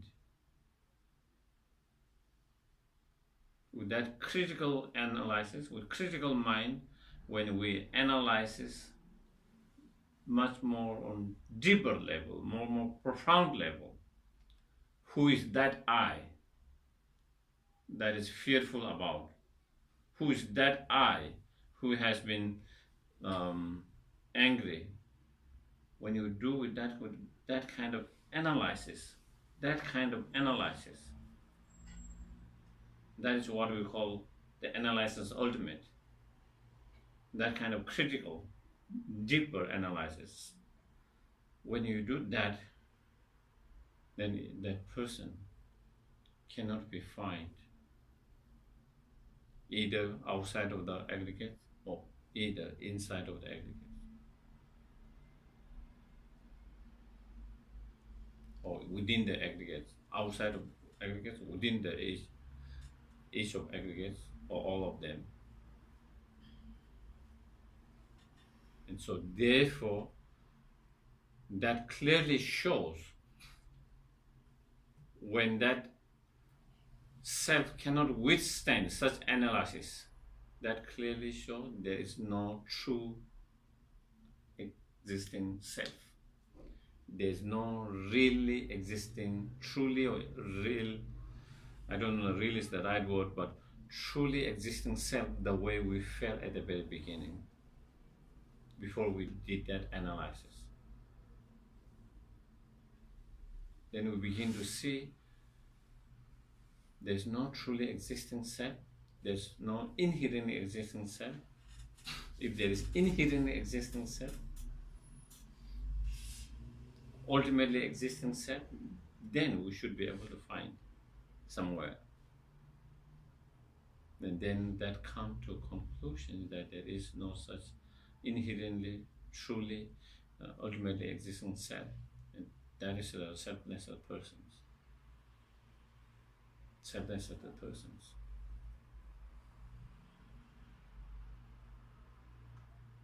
Now, we might think,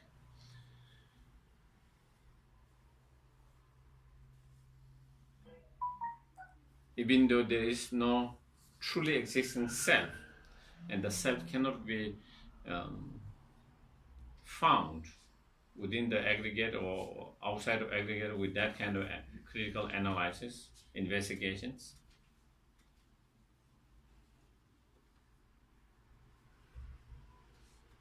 But what about the basis of the persons?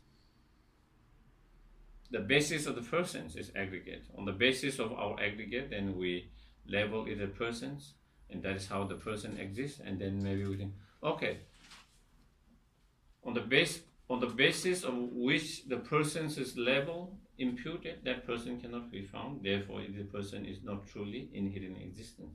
But what about the basis itself? Then within the basis itself might be truly existent, inherent in existence, the 5 aggregate scale. And so that is where not only the person which is imputed on the basis of its aggregate is empty of inherent existence, but even the basis, the 5 aggregate, also are empty of inherent existence. Huh? Are we communicating? Getting?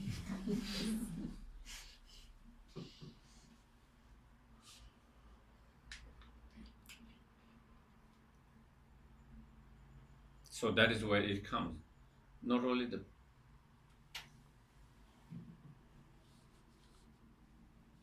the persons exist only merely on label or imputations or designations by our minds, thoughts, on the basis of valid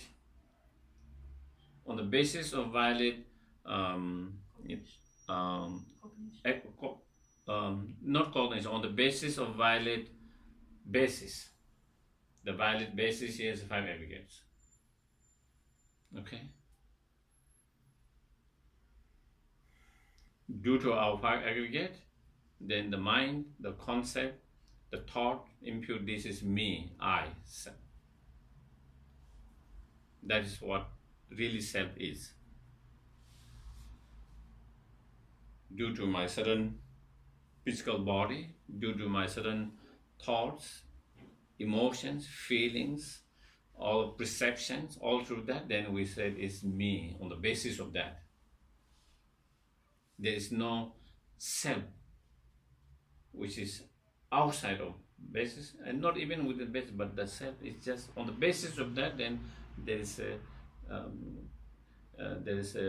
so we call the mind impute or call this the person, that's me, and that's how it exists really on that level, only on that level.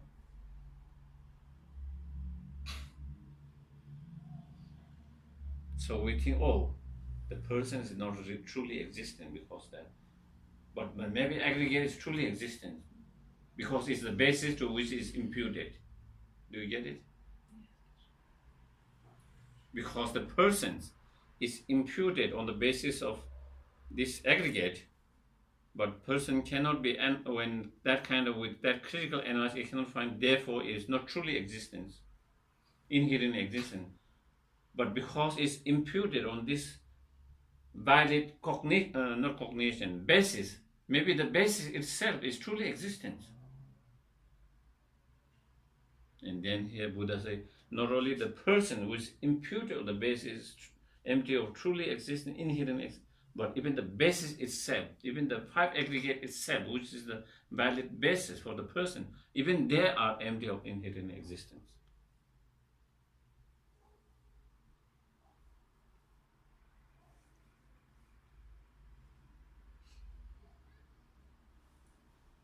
So I think maybe with that, maybe we stop here for a moment today.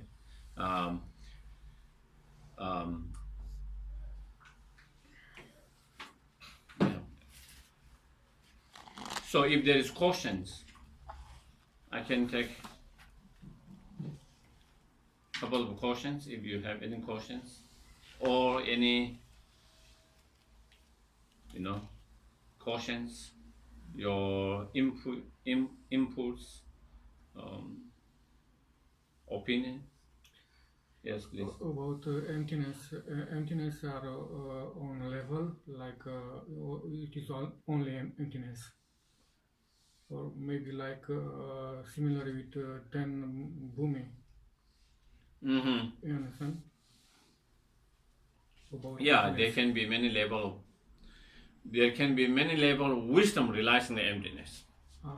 Maybe not the emptiness itself. Okay. There are many levels of understanding of emptiness according to different tenets, Buddhist tenets. So not many form of emptiness. Yeah, not in that. Because the Buddha taught about this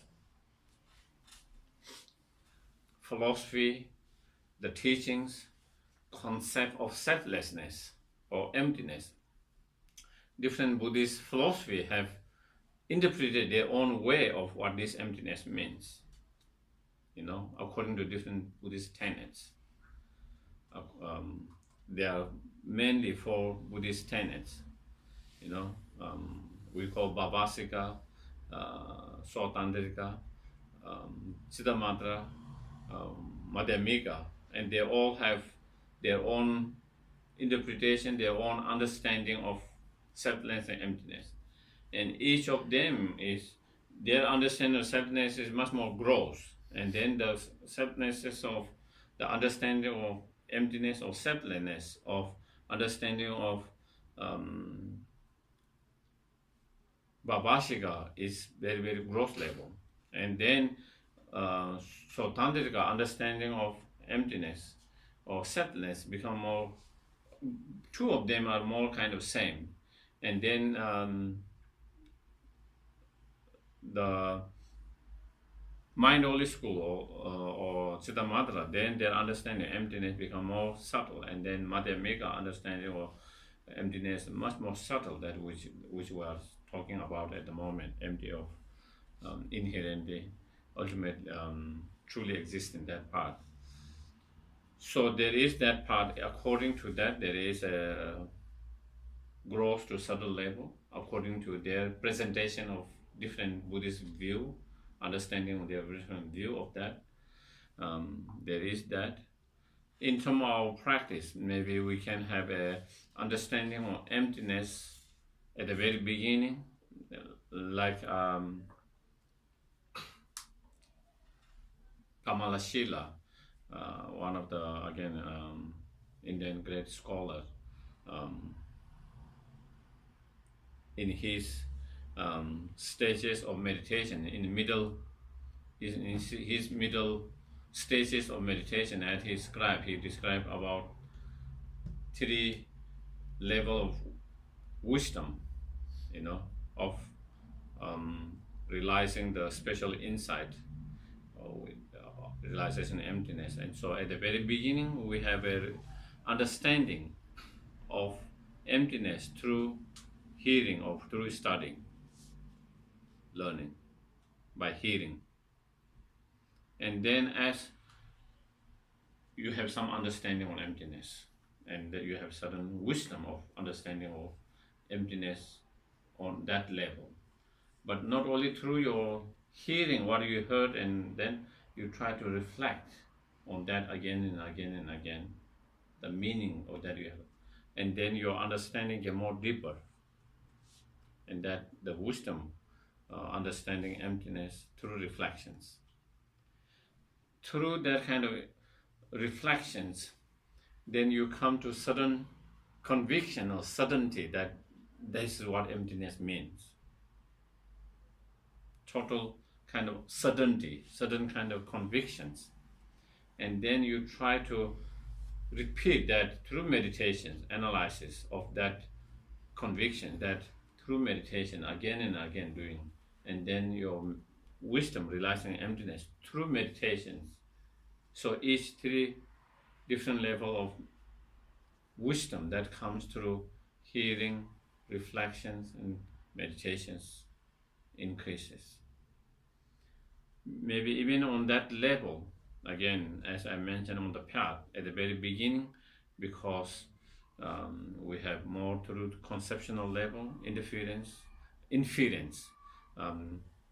through reasoning, logic, and then that also get more subtle and subtle, and then directly realizing at the path of seeing, and even that again you try to meditate and you get a more subtle and subtle understanding of your wisdom, or more profound, or more in terms of the wisdom. But in terms of the natural emptiness, it doesn't.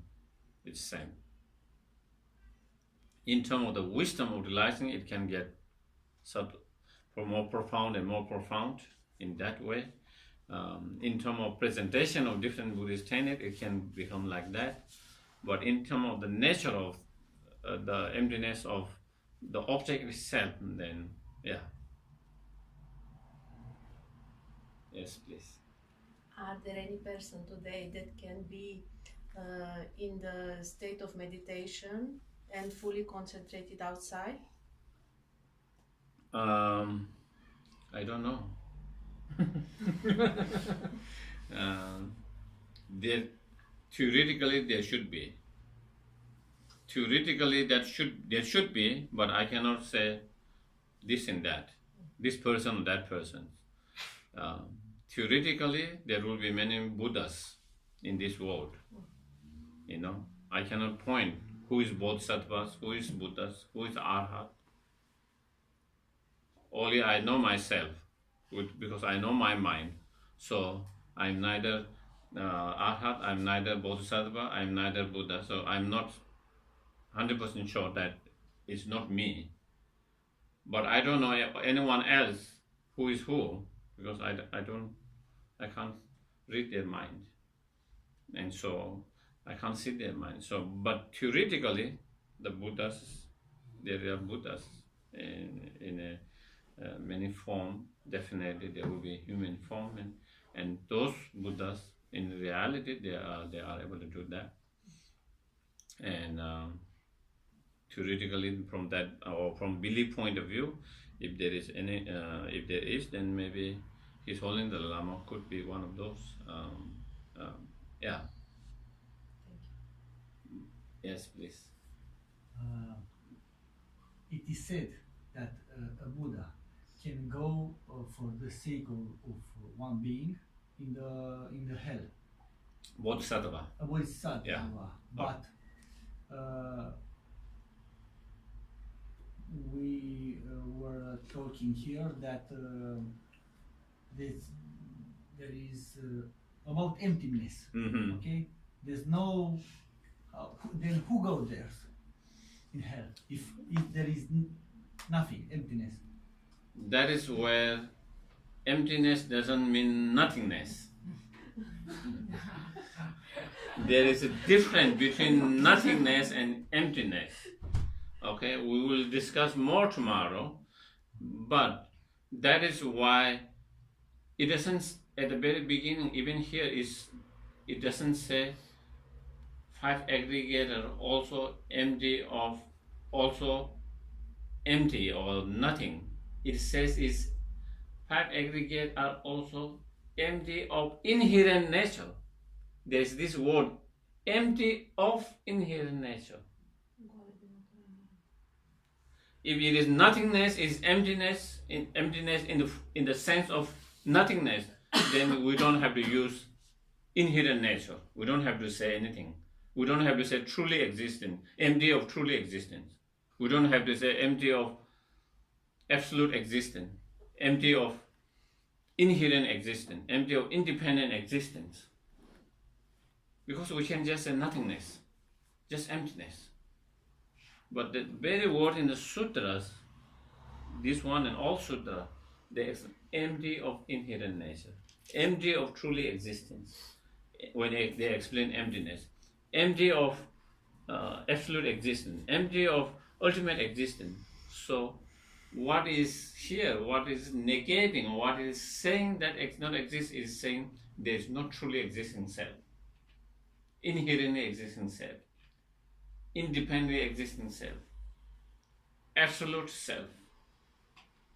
By saying that, it indirectly said there is self, but not the way our ignorance and we believe to exist. So that is where it is.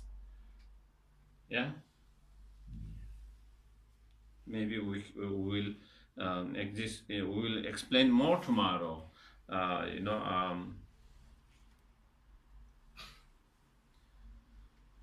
There is no independent existing self, but there is interdependent self.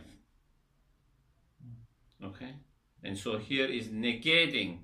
There is no independent self, and there is no independent bodhisattva. There is no independent Buddha. There is no independent glass. There is no independent table, and all of that. All are interdependent, interrelated. All are dependent arising. But the problem is when we see, when I have this strong sense of self, I don't feel like I'm interdependent. I feel like there is independent I there. When I see glass, I don't see there is interdependent glass. I see independent glass here. I don't see this glass is interconnected with so many other things, with all the elements and all other things that is involved with that. And not only I see that, I believe there's independent glass, there's independent self, and we hold on that, and that become the problems, source of other delusions and all the problems. Yeah. Okay. I have one more curiosity. I think you cannot have two. I have more. I think we can only have one, not more than one. I have more. Yes, please. Okay. It is said that I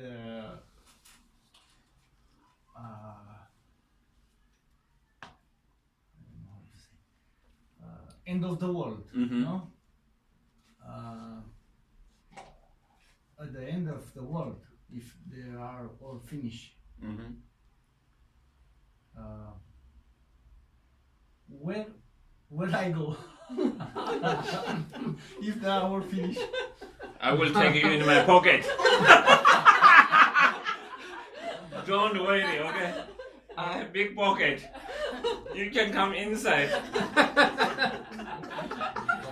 and then if I fit there, I think my pocket is quite big. From Buddhist point of view, in Buddhist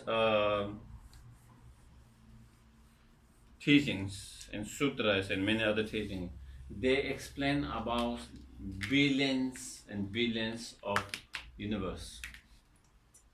This is only one universe that we live in. Multiverse. Multiverse. Universe. Yes, I know, but multiple. Multiple, yeah. Multiple universe. Yeah, billions and countless universe. And so the planet that we are is just only one of them. So when this get destroyed or end of it, we go to other planet, other universe. And so and maybe if there was maybe 30, 40 years ago or even before that, maybe a lot of people think is not possible.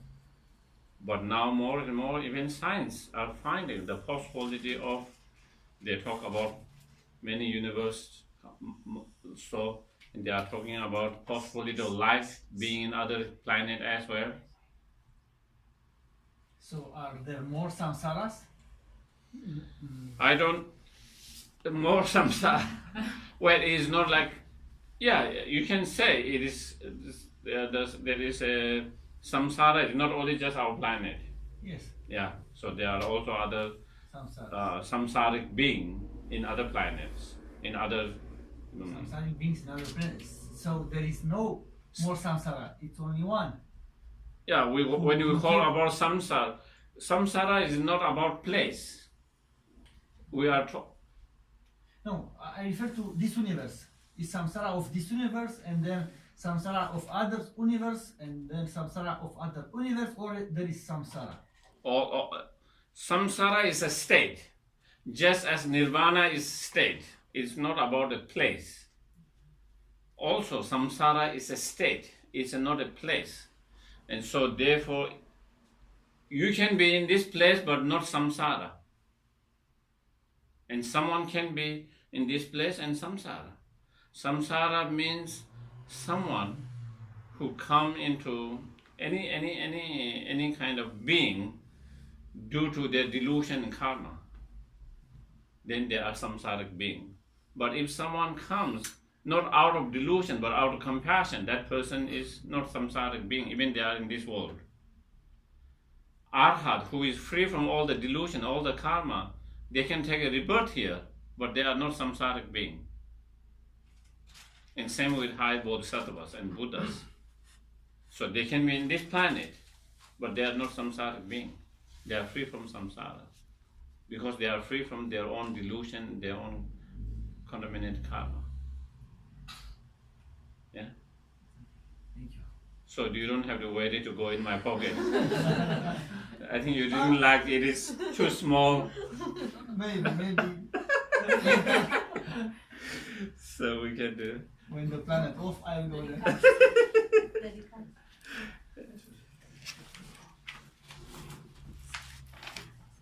După vă facem un pic de cană asta. Am dat, da? Și continuăm.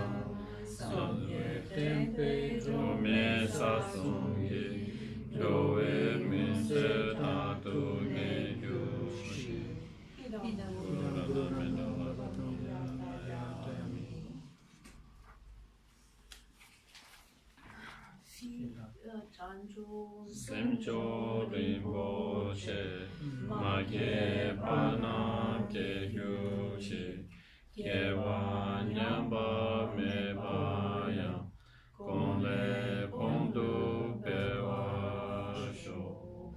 Gawe pove shinkam de, tenda dewa malu juene, chere sinwa tinsin jasoye, shape shite batu tenhyushi.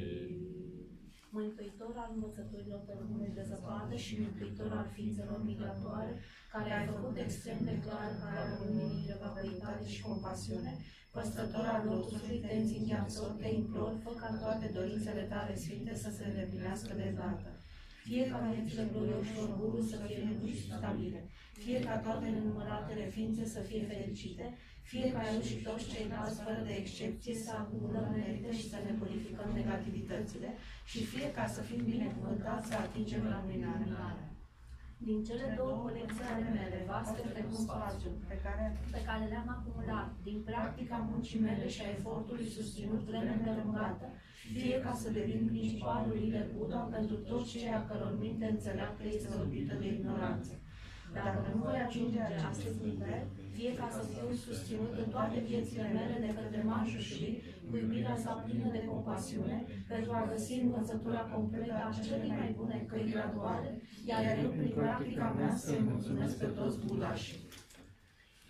Utilizând mijloace iscusite extrase din puternica forța compasiunii, fie ca să curăț întunericul din mințile tuturor ființelor, prin ideile care mi-au fost revelate pe cale, fie ca eu să susțin învățătura lui Buddha vreme îndelungată, fie ca prin marea compasiune care sălășluiește în inima mea, să extind prețioasa învățătură în toate direcțiile, unde aceasta m-a fost predată sau în locuri în care a degenerat, fie ca eu să dezvălui această comoară de fericire și protecție tuturor, fie ca mințile celor care își doresc eliberarea să fie într-o pace de plină și fie ca faptele budașilor să ne fie exemplu de urmat multă vreme, în special această cale graduală către iluminarea de plină, obținută datorită minunatei conduite virtuoase a budașilor și al copiilor acestora.